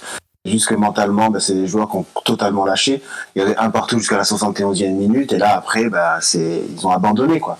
Donc c'est un synonyme un peu de leur saison. C'est malheureux pour un club comme ça. Mais voilà, hein, c'est aussi des petits problèmes de gestion aussi. Est-ce que moi je trouve que depuis que Dalloglio est parti, on n'a pas retrouvé ce Dijon intéressant dans le jeu, un peu flamboyant, qui pouvait rester en Ligue 1 et qui était plutôt ambitieux. Donc voilà, je sais pas comment ça a été géré en interne, Mais en tout cas, depuis ce départ-là, moi, ce que je constate, c'est que le club n'a pas réussi à enchaîner de super bonnes performances et pouvoir avoir un niveau acceptable, pouvoir se sauver en Ligue 1. L'année dernière, ils se sont sauvés grâce à le Covid, machin, Amiens et tout, les histoires d'arrêter le championnat en milieu, quasiment en milieu de saison, ça les a sauvés. Mais voilà, d'année en année, on peut pas. Hein, la Ligue 1, ça devient de plus en plus compliqué, c'est de plus en plus compétitif. Donc forcément, c'était compliqué pour eux. C'est vraiment dommage pour eux, mais j'espère qu'ils vont pouvoir rebondir rapidement. Yes. Voilà, on a fait le tour de ce multiplex de 15 heures. On va laisser Maxime parler un peu de Monaco. Faut en parler. Il faut en parler, oui. On l'a dit, un match un peu compliqué. Angers a bien bloqué les offensives monégasques, mais au final, ça craque, ça finit par craquer. Et Ben Yedder, en sortie de banc, vient délivrer la SM. Ouais, c'est ça, c'était un match vraiment compliqué. Bon, Monaco diminué par 5 cas de Covid et il y avait des absences aussi, notamment Sofiane Diop qui a été blessé par un Lyonnais. On a beaucoup vu les Lyonnais se plaindre sur Twitter après un match haché. Mais bon, le fait est que la seule personne qui est sortie blessée de ces quarts de finale de Coupe de France, c'était Sofiane Diop. Bref. Tu vas te créer des problèmes là. Non, mais faut le dire. Bref, c'est pas grave. Monaco, donc face au bloc bas, il y a eu quand même pas mal de mal à se créer des situations. Jovetic a perdu en face à face. Enfin, Bernardoni a remporté son face à face avec Jovetic au bout de 10 minutes de jeu. Jovetic qui est sorti blessé d'ailleurs. Peut-être une rechute, on n'en sait pas plus. Ouais, c'est à la suite. Et Golovin qui a aussi buté encore une fois sur Bernardoni. Après, quand c'est pas Bernardoni qui s'est opposé à Monaco, c'est la barre transversale. Et finalement, comme tu l'as dit, Ben Yedder qui est venu sauver une passe de Fofana qui a pas été bon hier, Youssouf Fofana, mais qui fait la passe qu'il faut. Et Ben Yedder plein de sang-froid, le petit piqué devant Bernardoni. Victoire importante parce que minimaliste certes, mais plus que primordiale parce qu'elle permet aux Monégasques de continuer de rêver tout simplement. De rêver, ouais, de rêver. Au moins, là, maintenant, tu t'es plus en chassé pour le podium, en tout cas. Vu le résultat de Lyon. Oui, après avoir ce week-end, enfin le week-end prochain face à Lyon, c'était une confrontation directe, tu peux les écarter totalement et puis de toute façon tu te dois de gagner hein, si tu veux aller chercher ce titre, t'as pas le choix. Hein. T'as pas le choix. Mais d'ailleurs, oui, en plus tu fais bien de le dire, mais parce que ce match en Coupe de France laisse présager quand même un choc qui va être tendu. Je pense que ça va être tendu parce que bon après on va pas revenir sur ce quart de finale mais je pense que l'arbitre de la rencontre Madame Frappard a rien fait pour arrêter un peu tous ces mauvais gestes et c'est aussi qui a créé cette animosité par ces cartons à répétition parfois injustifiés. D'autres non, parce que c'est pareil quand je vois on dit que Diomandé doit pas prendre rouge ou que Voland pour une faute à la 20e seconde c'est croc-en-jambe sur Paqueta doit prendre rouge, de la prison aussi à la rigueur. Bref. Et je pense que oui. Il a des choses à dire, Maxime, il dénonce. Ouais, tu vois, j'aime pas pourtant. Hein. Je suis pas comme ça d'habitude, mais des fois je lis des choses qui sont pas honnêtes, quoi. Stéphanie Frappard a été bouffée par l'enjeu du match. Mais c'était même étonnant parce que personnellement, tu l'as dit, le croc en jambe de Voland, il y a jaune, mais c'est quand même un mauvais geste, on va pas se cacher. Mais c'était étonnant parce qu'il y avait pas eu d'animosité particulière au match aller, quoi. C'était ça qui était c'était ça qui a surpris le plus de monde, c'est que dès la 20e seconde, c'est parti fort.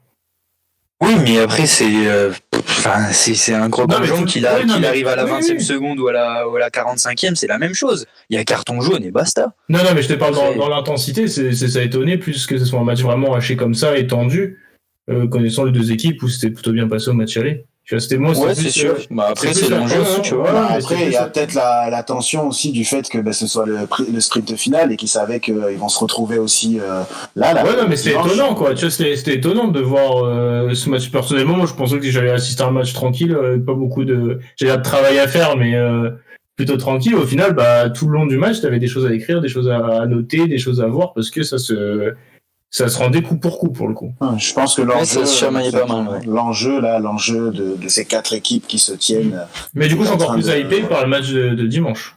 Ça va être chaud. Ça va être un gros match. Ouais, c'est sûr. Ouais, bah voilà. Après, je sais pas si tu veux rajouter d'autres trucs sur Monaco, mais Pas sur Monaco, mais sur Angers, je trouve que c'est dommage de se présenter avec une défense à 5 et de rien montrer, quoi. Enfin, là, quelle image tu montres de toi, quoi. C'est une équipe qui a su, qui sait par moment montrer des choses intéressantes. Bon, là, c'est plus compliqué quand il n'y a pas Fulgini. Mais alors là, hier, ils font ils doivent faire 3-4 tirs. Mais alors, regardez les tirs. Il y a un tir de Baoken du milieu de terrain, un autre de 35 mètres, un autre pareil de Koulibaly de 35 mètres qui passe, je crois qu'il finit également au poteau de corner. Il n'y a rien eu. Rien eu. Et Monaco, bah, du coup, encore un clean sheet. Je crois que c'est le 7e consécutif, quoi. Mais, ouais, Angers, c'est triste, quoi. Monaco, t'es déjà sauvé, en fait. T'es déjà sauvé. Joue. Qu'est-ce que t'as à perdre? Joue. T'es sauvé. Bah après, si t'as le côté. Là, tu t'en vas, fais plaisir à ton coach. Le coach, fais-toi plaisir. Il y a des moulins aussi qui s'en va et qui n'ont pas envie de se prendre la tête, je pense. Mais je pense que c'est c'est sa philosophie, tout simplement. Hein. Stéphane Moulin, ça n'a jamais été un mec qui a prôné le beau jeu en allant presser haut. C'est pas du tout, il est pas comme ça. Donc c'est juste là, effectivement, il aurait pu proposer autre chose. Mais c'est sa façon de proposer le football avec l'équipe qu'il a, avec le collectif qu'il a, c'est tout. Ouais, je suis pas d'accord. Il y a eu des bonnes phases quand même d'Angers. Début de saison, quand ils sont en top 5, top 6, ça joue plutôt bien. Après, on en parlait avec l'ami Stéphane Pauken, on en parlait, c'est les côtés un peu club, c'est ce qui fait la différence entre les grands clubs et les clubs du milieu de tableau, c'est la régularité au très haut niveau, la régularité dans le jeu, etc. Tout simplement, là, comme tu l'as dit, quand il n'y a pas Fulgini sur un terrain, Angers,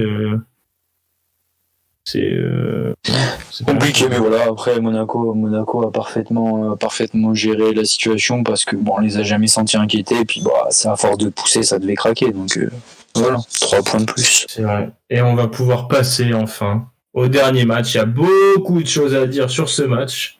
Cette fois, tout le monde va être concerné par cette rencontre. C'est l'Olympique Lyonnais face à Lille. Je sais pas qui veut raconter un peu le match. Soit je le fais, soit Leandro, tu veux le faire. T'aimes bien raconter des histoires. Ouais, non, pour moi, rien à rajouter, hein, sincèrement. J'ai pas parlé de Lille. J'ai même pas parlé.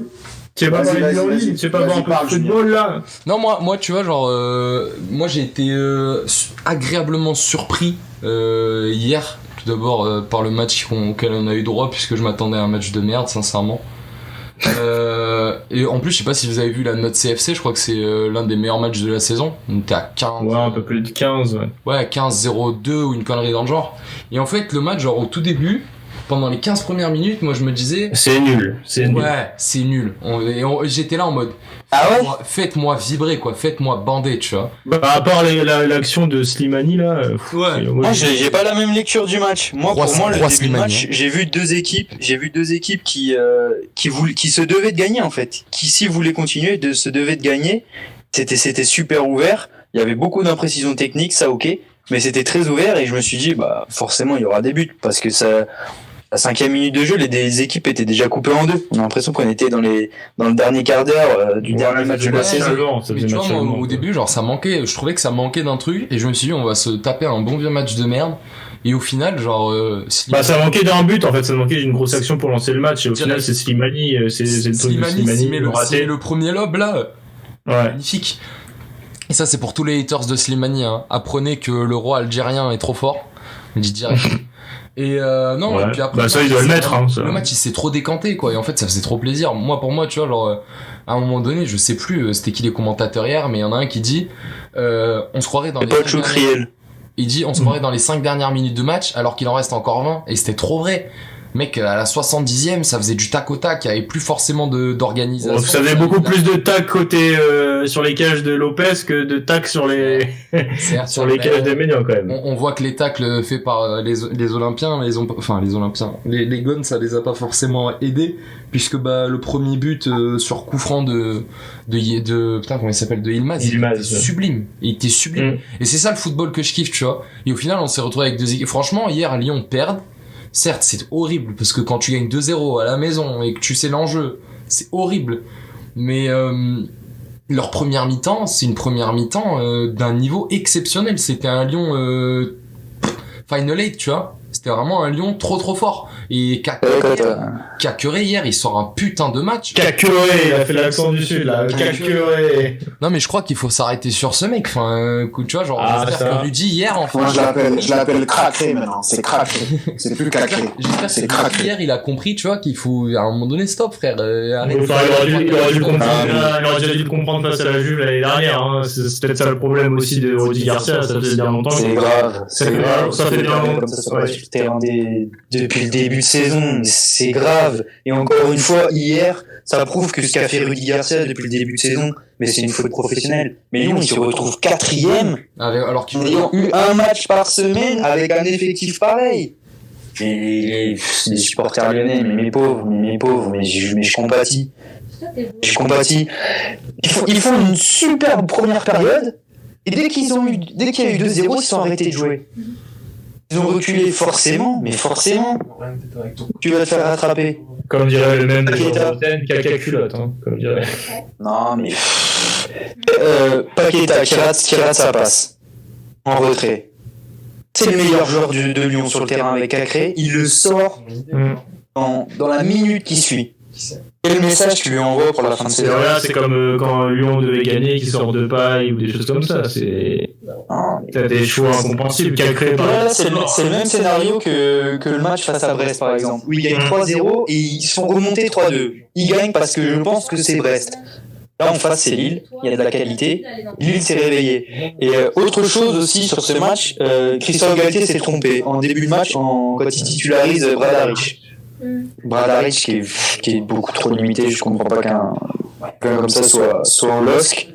Il fait rentrer Renildo et là, ça change tout parce qu'on voyait que Lyon progressait essentiellement sur la droite, du côté de Bradaric. C'est lui qui est fautif sur le premier but. Il se fait prendre par Cacré qui s'arrache.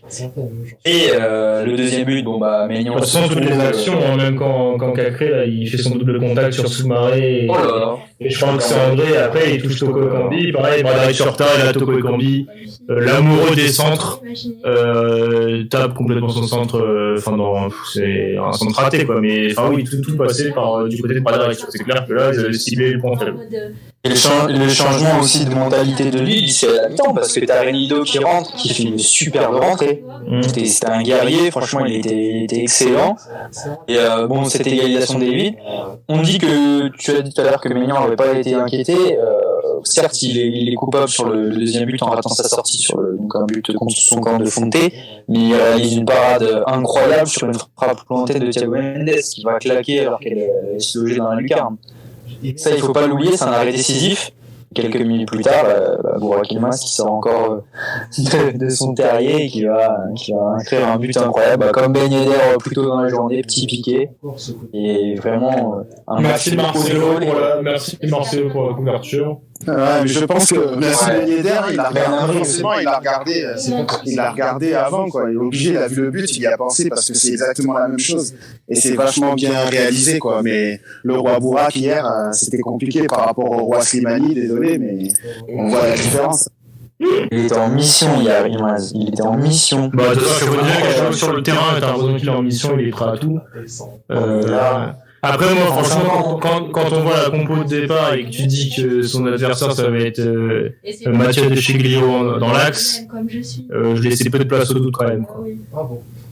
Après, De Sciglio a pas été bon, mais Marcelo est pire, quoi. Non, mais je te parle dans le déficit physique, tu sais très bien que il allait se faire bouffer, quoi. Tu vois, genre, après, il s'est fait bouffer par à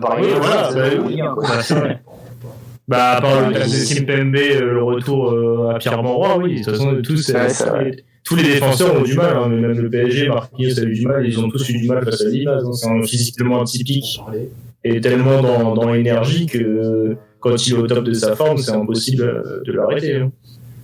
Mais quand tu vois hier le scénario du match, tu te dis que Lille, au final, c'est un match un peu un indice qui peut-être prouve qu'ils vont être champions. Ah, mais ça forge 2-0. Ça forge l'histoire avec Paris il y a pas longtemps aussi, où ils tiennent et tout. Oui. Mais on en parlait aussi avec Lucas, je crois, c'était contre Metz, t'as la chance du champion. Qui est provoqué par le LOSC, hein, mais t'as ce côté où même quand ils sont au fond du trou, parce qu'à la 35e minute, ils sont vraiment au fond du trou, ils arrivent vraiment pas à ressortir le ballon. Yilmaz les remet dedans avec une faute justement un peu bête. Je crois que c'est Thiago Mendes qui fait la faute. Sur Ikoné, ouais. Ikoné qui a pourtant pas été bon hier. Enfin, moi, je l'ai trouvé. Il a manqué beaucoup de mauvais choix, quoi. Tout le dernier geste était manqué. Genre, c'est à un moment, il a un contre où il part tout seul, il fait 60 mètres devant les cages et, 60 mètres en courant et puis il choisit mal la passe. Il a été brouillon dans le dernier geste, ouais. Mais au final, Lille, la chance du champion, c'est le parfait exemple en ce moment. Je pense un peu à Leicester il y a quelques années en première ligue où contre vents et marées, les Foxy s'imposaient en championnat. Après, vas-y, Maxime. Non, je voulais dire que, voilà, Lille, comme l'a dit Doumam tout à l'heure, il ferait pas un mauvais champion, quoi. Ils l'ont mérité. Ah ouais. Si tu regardes, ils sont invaincus contre le top 5 cette saison.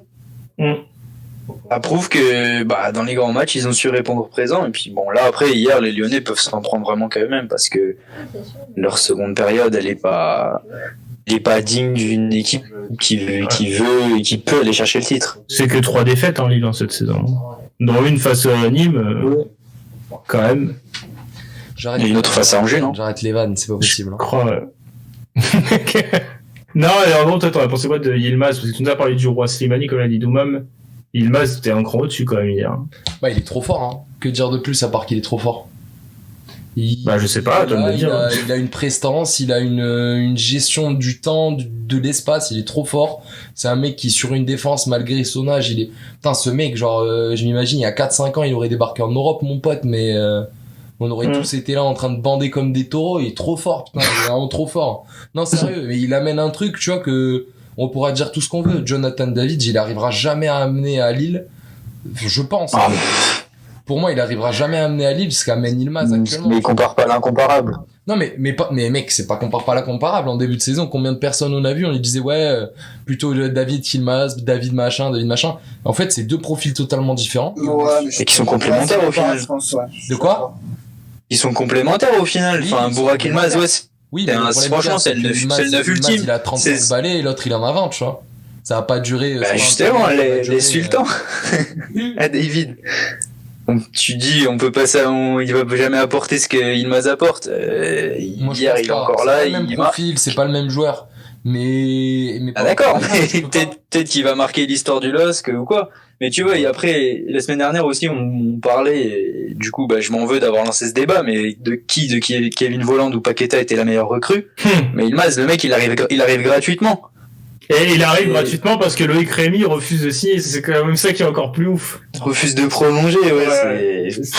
L'histoire, elle est incroyable. Et aujourd'hui, c'est peut-être lui qui va offrir le titre à Lille. Petite stat, son coup franc a été flashé à 94 km/h hier. Son coup franc, c'est pareil. Ah, c'est pas mal, hein. David, ils étaient dos au mur. Burak Zekam qui vient les sauver. Si on se rappelle bien, il a mis le même avec la Turquie, putain, c'est exactement ce que les Pays-Bas. Ouais. Ah ouais, tu vois, Depay doit faire des cauchemars de Burak Yilmaz, là, parce que il en prend 4, je crois, avec la Turquie. Là, il y a 3-2. Et c'est vrai qu'il lui montre un peu, sachant que Depay a été très critiqué hier, j'ai remarqué par surtout les supporters. J'ai eu beaucoup de mal, moi, avec ça, quand même. Le truc, c'est que hier, il met un super ballon. Moi, je me souviens de lui qu'il met un super ballon sur Slimani. C'est Slimani après que. Mais après, est-ce que tu te souviens d'une action marquante de Depay qui a fait que, en gros, il aurait pu faire quelque chose, ou faire la différence, ou un dribble, ou. Voilà, je l'ai trouvé un peu effacé hier. En fait, l'équipe a plongé, lui a plongé avec l'équipe, quoi. Et c'est un peu malheureux. Moi, c'est un joueur que j'adore. Mais hier, force est de constater que il a peut-être un peu la tête ailleurs, hein, déjà. Hein. C'est dommage, quoi. Ou non, hein. Mais voilà, je l'ai pas trouvé très bon hier. L'entrée d'Aouar aussi, je me pose beaucoup de questions sur Aouar aussi cette année. L'entrée d'Aouar. L'entrée d'Aouar, elle a été vraiment pas terrible. Paqueta, bon, voilà, hein, Paqueta, il fait. Paqueta, on peut pas lui en vouloir. Depuis 3 mois, c'est lui qui tient l'équipe. Oui, c'est vrai. Offensivement, c'est lui qui tient l'équipe offensivement, clairement. Donc voilà. Qu'est-ce que ça va donner dans les prochains matchs? Mais voilà, c'est ça qui est bizarre, c'est que moi je dis Derzakarian, machin et tout, mais là on dit tout le monde c'est la faute de Rudy Garcia. Alors, moi je pense que c'est pas lié, mais effectivement, Rudy Garcia, là, en l'occurrence, quand on voit comment Cacré a été tellement fort hier, et à chaque fois qu'il joue, en fait, le mec est fort, pourquoi il joue pas tout le temps?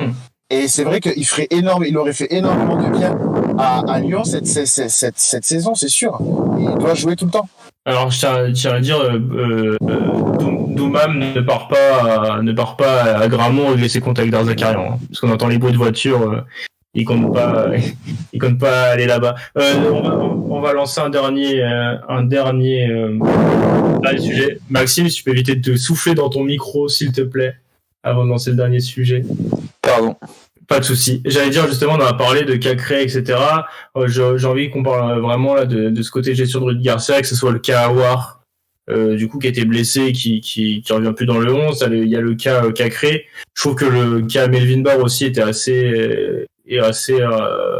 intéressant à mettre en place. C'est que Melvin Barr est limite l'un des seuls latéraux gauche de formation du club. Il n'a pas joué de cette saison quasi pas. Il a enchaîné 2 matchs là en Coupe de France et face à Lille. Il y a ce côté pression qu'on lui a mis d'un coup au gamin alors qu'il a pas le temps de jouer et qu'il sait que limite s'il fait une mauvaise prestation il va repartir pendant 6 mois sur la touche. Clairement Rudy Garcia sur le cas des jeunes, et Ryan Cherki j'en parle pas mais c'est pareil.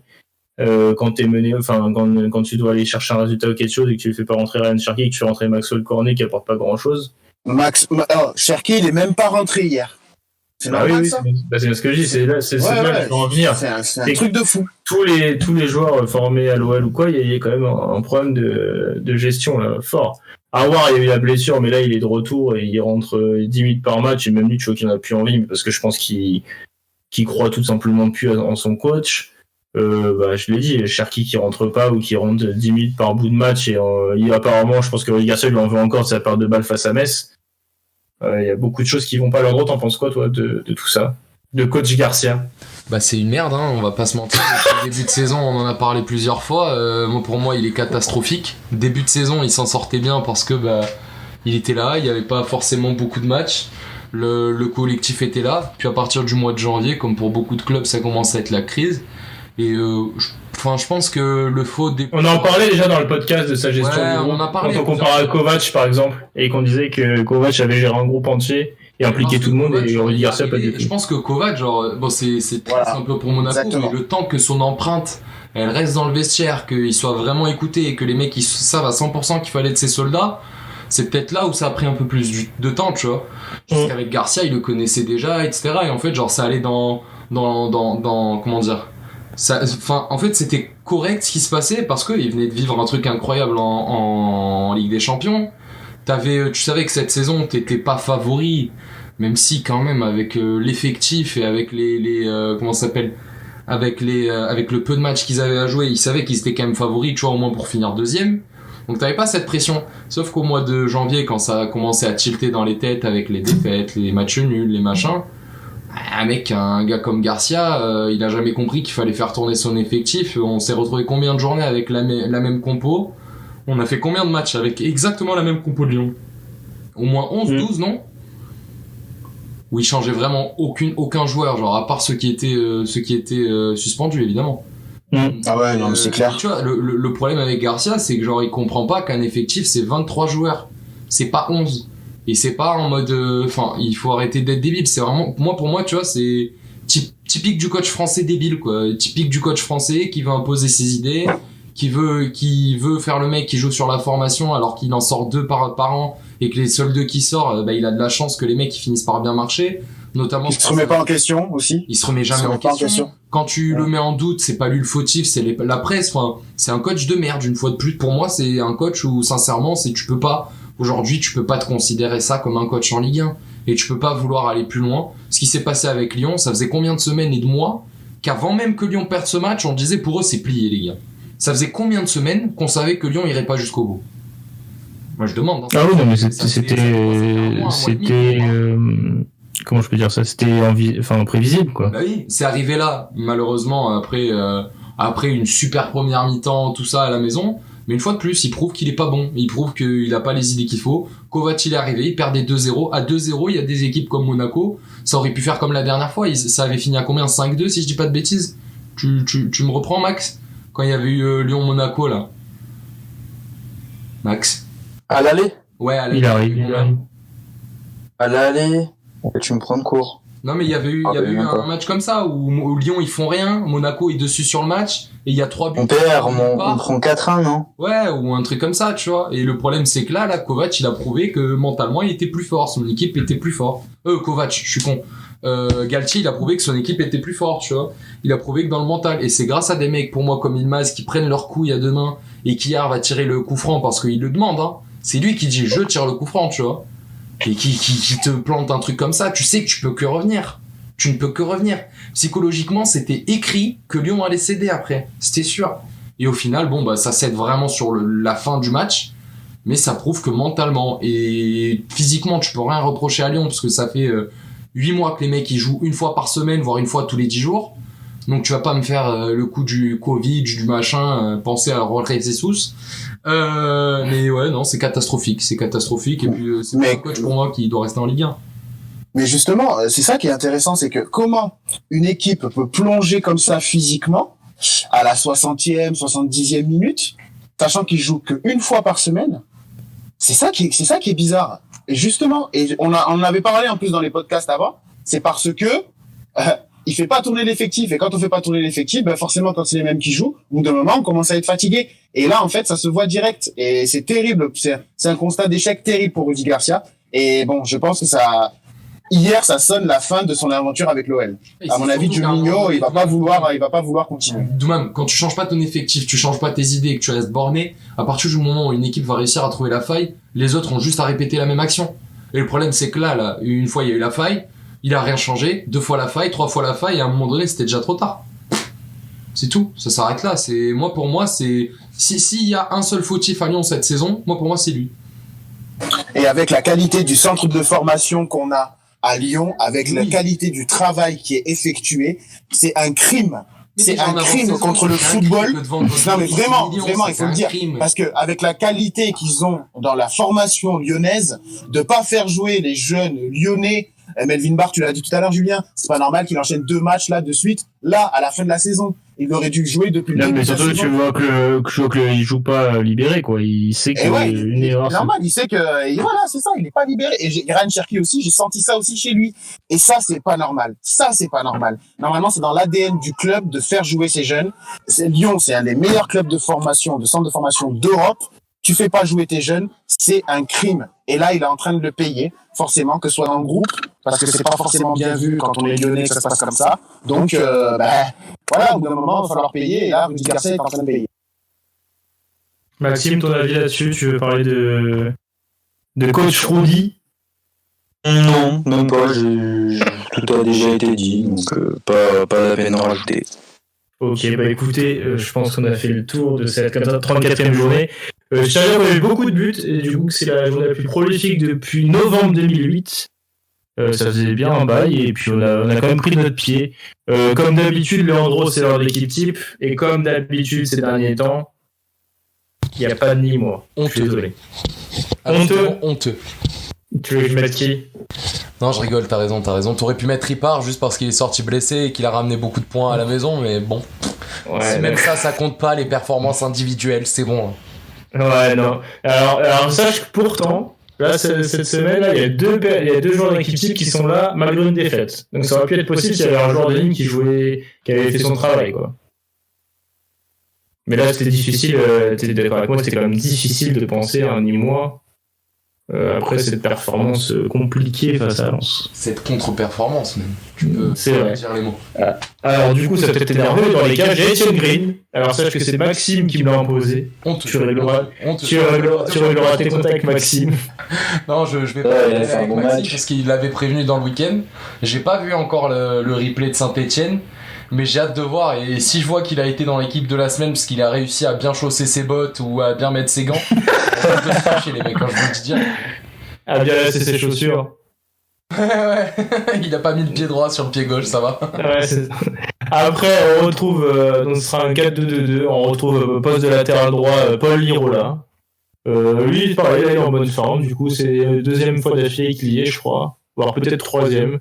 Voilà, c'est mérité, encore excellent. En défense centrale, on retrouve Jean-Claire Todibo, buteur, on l'a dit, face à Montpellier, et Castelletto, buteur aussi avec Nantes face à Strasbourg. Et enfin, Todibo, il est en train de prouver qu'il a bien fait de partir du Barça et de jouer à Nice, franchement. Pour l'instant, il prouve plus que Saliba. C'est ça qui est ouf. Tu vois, entre les deux, Saliba, il a quand même montré des choses à Saint-Etienne. Et là, il a plus de mal, je trouve, à Nice. Je sais pas ce que t'en penses, Doumam. Mais... il a plus de caractère, je pense. Todibo, il est plus sûr de lui, à mon avis. Ouais, mais c'est quand même ce qui est étonnant. Hein. On parle quand même de quelqu'un qui a eu beaucoup plus d'expérience avec Santé que Todibo l'a eu au Barça ou à Toulouse. Dans ce sens-là, que ça m'étonne un peu plus de la part de Saliba, quoi. Et poste de latéral gauche, en gros, je te laisse deviner qui c'est un Lensois. Klaus. Non, latéral gauche, Massadio Aïdara pour son but. J'ai pas entendu. Ah là là, Aïdara pour son but, son beau ciseau. Sa reprise de volée magnifique. Ouais, son beau ciseau, ouais. Du coup, là, au milieu de terrain, alors là, par contre, là, l'équipe qui est après, elle est vraiment pas mal, surtout en ce moment, vu la forme des joueurs. Alors, on retrouve du coup Maxence Cacré, on l'a quand même mis dans cette équipe, malgré la défaite, sa grosse prestation méritait d'être là. Petite pensée pour Laurent Berger qui a longtemps été devant Maxence Cacré, mais après discussion avec Maxime et négociation, on a finalement opté pour Cacré, comme l'a bien dit Doumam. C'est un crack, il mérite. Je l'aime d'un amour, mais alors, voilà, il fait partie des joueurs que l'on ne peut plus critiquer. Ah, ça y est, la merde. Mais j'espère qu'il défendra autant qu'il a Mbappé, par contre. Ah oui, facile. Mais d'ailleurs, petit à l'heure, sache qu'hier, sur la pelouse du groupe Stadium, il y avait quand même 3 des milieux de terrain que je préfère voir en Ligue 1. Il y avait du coup Cacré, il y avait Renato Sanchez et Boubakary Soumaré qui n'a pas été bon hier, mais quel joueur. Je sais pas ce que t'en penses, Doumam, un ancien Titi parisien. Ouais. C'est vrai, hein, le petit Soumaré qui n'a pas été très très bon, mais Renato, tu sens que bon, c'est le football à Renato. Même s'il est sorti, mais c'était pour. Il était nerveux, il était trop nerveux qu'il a sorti surtout. Et puis aussi que Galtier, a su bien lire le match, contrairement à Mehdi Garcia, pour l'emporter. C'est vrai, et du coup, à côté de lui, on retrouve Alexis Claude Maurice, on l'a dit, impliqué sur le premier but, avec la récupération, une passe décisive aussi. Et du coup, buteur aussi pour le gym. Une prestation de grande classe, et enfin ce qu'on attendait de lui, de ce qu'on pouvait voir à Lorient, en Ligue 2, Max notamment. Il a mis du temps avant de se fixer au très haut niveau, on va dire, mais là, depuis quelques semaines, il devient très sérieux. Et il joue enfin dans un rôle un peu plus qui lui correspond plus surtout. Ouais, voilà, c'est ça. Il a mis un peu de temps à se mettre au niveau de la Ligue 1. Bon, il faut aussi s'adapter. Hein. C'est que la progression d'un jeune joueur est jamais linéaire. Il faut passer par ces étapes-là. Mais c'est vrai que son repositionnement dans l'axe, parce que quand je me rappelle, j'ai pas vu beaucoup de matchs de lui à Nice, mais avec il joue souvent ailier gauche, ouais, souvent. Ouais, c'est pas là qu'il est le meilleur. Il est, comme on l'a vu ce week-end, meilleur dans l'entrejeu, tout simplement. Donc, c'est une bonne chose pour les Niçois. Ils vont pouvoir s'appuyer sur ce jeune-là, un des nombreux jeunes qui composent leur effectif pour construire l'avenir. Et du coup, les deux milieux offensifs, c'est Dimitri Payet, 2 buts, une passe, on l'a dit tout à l'heure, et Kylian Mbappé, auteur d'un doublé. Et enfin, on attaque là, attention, parce que là, les défenseurs qui scoltinent et Bouraki Lemaz et Terem Mofi, je pense qu'ils sortent du terrain lessivés. Qu'est-ce que t'en penses, Landreau, de ce duo d'attaque là? Mofi le crack, hein, ça fait plusieurs mois que je le dis. Et puis Ilmaz, en fait, genre, si on pouvait ne serait-ce que donner un mot, je pense, c'est comment dire, la beauté. Comment on pourrait l'expliquer? Il est trop beau, en fait. C'est vraiment un joueur qui est trop beau, genre pas physiquement, sans rien avoir à lui reprocher évidemment, mais dans sa manière de jouer, il est trop beau. Ilmaz, il est beau gosse, ça va? Tu veux des rames, Landreau, pour te sortir de cette phrase? Comment ça, Ilmaz, il est beau gosse? On est où là, Doumam? Là, tu veux le tailler physiquement. Il est beau. Un joueur élégant. Et en dehors. C'est un joueur élégant. C'est vraiment. Et puis, il est tellement intelligent. Il est élégant malgré une force un peu surhumaine, quoi, je trouve. Non, ça, et puis, moi, tu sais ce qui est intéressant avec ce joueur? Regardez bien ses prises de balles sur les 2 buts et aussi sur la passe décisive de David. Bon, sur le coup franc, ok. Sur le deuxième but qu'il met, enfin le troisième but, le 3-2, la prise de balle, quand il part là justement, c'est magnifique. C'est une main de fer dans un gant de velours, un peu. Exactement. Vas-y, Landreau, finis sur ton amour pour Bourak. Non, mais t'as trouvé le mot en fait depuis tout à l'heure, chercher élégant. Du coup, tu t'es gavé. Mais non, Bourak il est trop fort. Et puis. Est-ce que là, t'imagines, est-ce que ce serait ton pire cauchemar, une attaque Mofi Yilmaz face à Gessoum Miguel là? Je pense qu'on finirait le match sur un score de tennis. Hein. Il y a fort moyen. Donc on évitera. Dieu merci, on les retrouve pas et on les verra jamais ensemble. Quoique peut-être que Mofi en vrai, si un jour David s'y part, ça pourrait être un beau jour à Lille. Mais bon. Mofi, c'est impressionnant quand même. Moi, j'avoue que je vous l'avais dit. Très très surpris. Je m'attendais pas du tout à ça. C'est impressionnant. Attends. Léandro Prono, il avait dit quoi en janvier? Oula, j'avais dit Terence Mofi, les gars, faites gaffe, il est trop fort. Ouais, mais t'avais aussi dit Nîmes va se maintenir large. Bon, on va se maintenir large, puisqu'on va battre le Clermont Foot en play-off. Franchement, je vous jure, alors ça me ferait chier pour un de vous, mais j'espère qu'il y aura ce match-là. Dieu merci, j'espère que l'année prochaine, je pourrai charrier Maxime matin, nuit et jour. J'espère qu'il y aura un barrage. J'espère qu'il y aura un barrage Nîmes-Clermont. C'est la première fois qu'on va faire un podcast pour les playoffs. En plus, je te rappelle, Maxime, qu'il a dit qu'il nous envoyait au stade, tout frais payé, hein. Je réitère ma demande cette semaine. Landreau, Costière, ça va, c'est pas loin. Non, mais moi, je veux aller à Clermont, ouais. J'ai envie d'aller à leur parc d'attractions, là. Il a l'air trop stylé avec le volcan, là. Oui, non, le Vulcania, c'est pas super, mais les volcans d'Auvergne sont à faire. Mais va falloir te préparer physiquement, mon cher. Ah ouais. Va falloir que je rentre sur le terrain comme Miguel, ou un petit peu plus affûté, quand même. Les affûtés, s'il te plaît. Les affûtés, ok. Bon, les gars, merci. Un petit mot de la fin chacun. Bon, Douma, j'imagine que là, c'est tête au PSG, tête à Manchester City mercredi. Ouais, tête au PSG, tête à City, en espérant bien entendu le football français attend beaucoup de cette double confrontation. La Ligue des Champions aussi, hein, pour la Super League, l'UEFA va prier fort pour la victoire parisienne. J'espère justement qu'ils vont un peu, comment dire, les aider.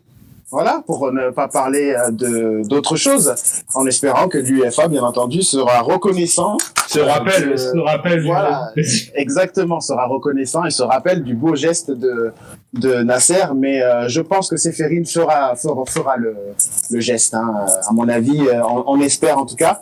Mais ouais, là, full focus sur la Ligue des Champions, full focus sur ça, et en espérant que Paris sorte un gros match, et ils en sont capables.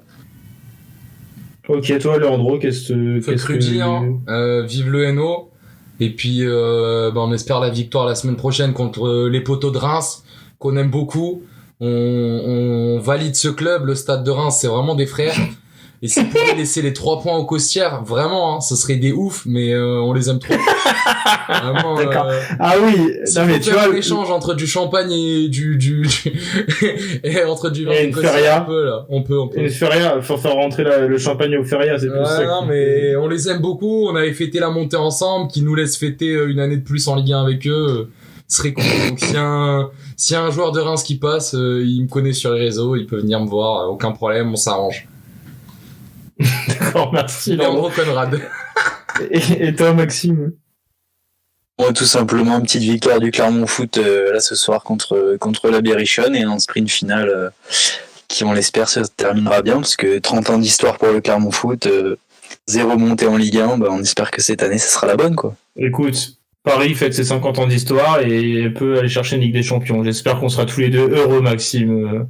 Destin croisé, j'espère aussi. On ira fêter tous les deux ensemble à mi-chemin entre Clermont et Paris, je sais pas où on ira. En plan. Oula.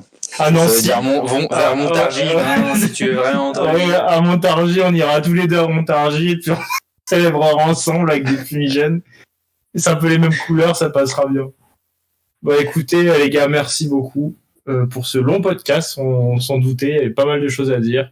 Douma me l'a dit, on fera sûrement un podcast débrief de la Ligue des Champions. Obligé.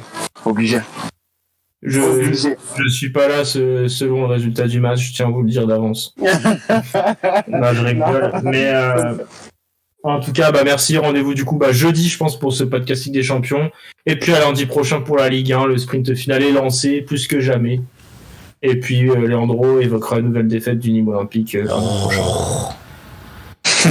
Allez, ciao tout le monde, la bise.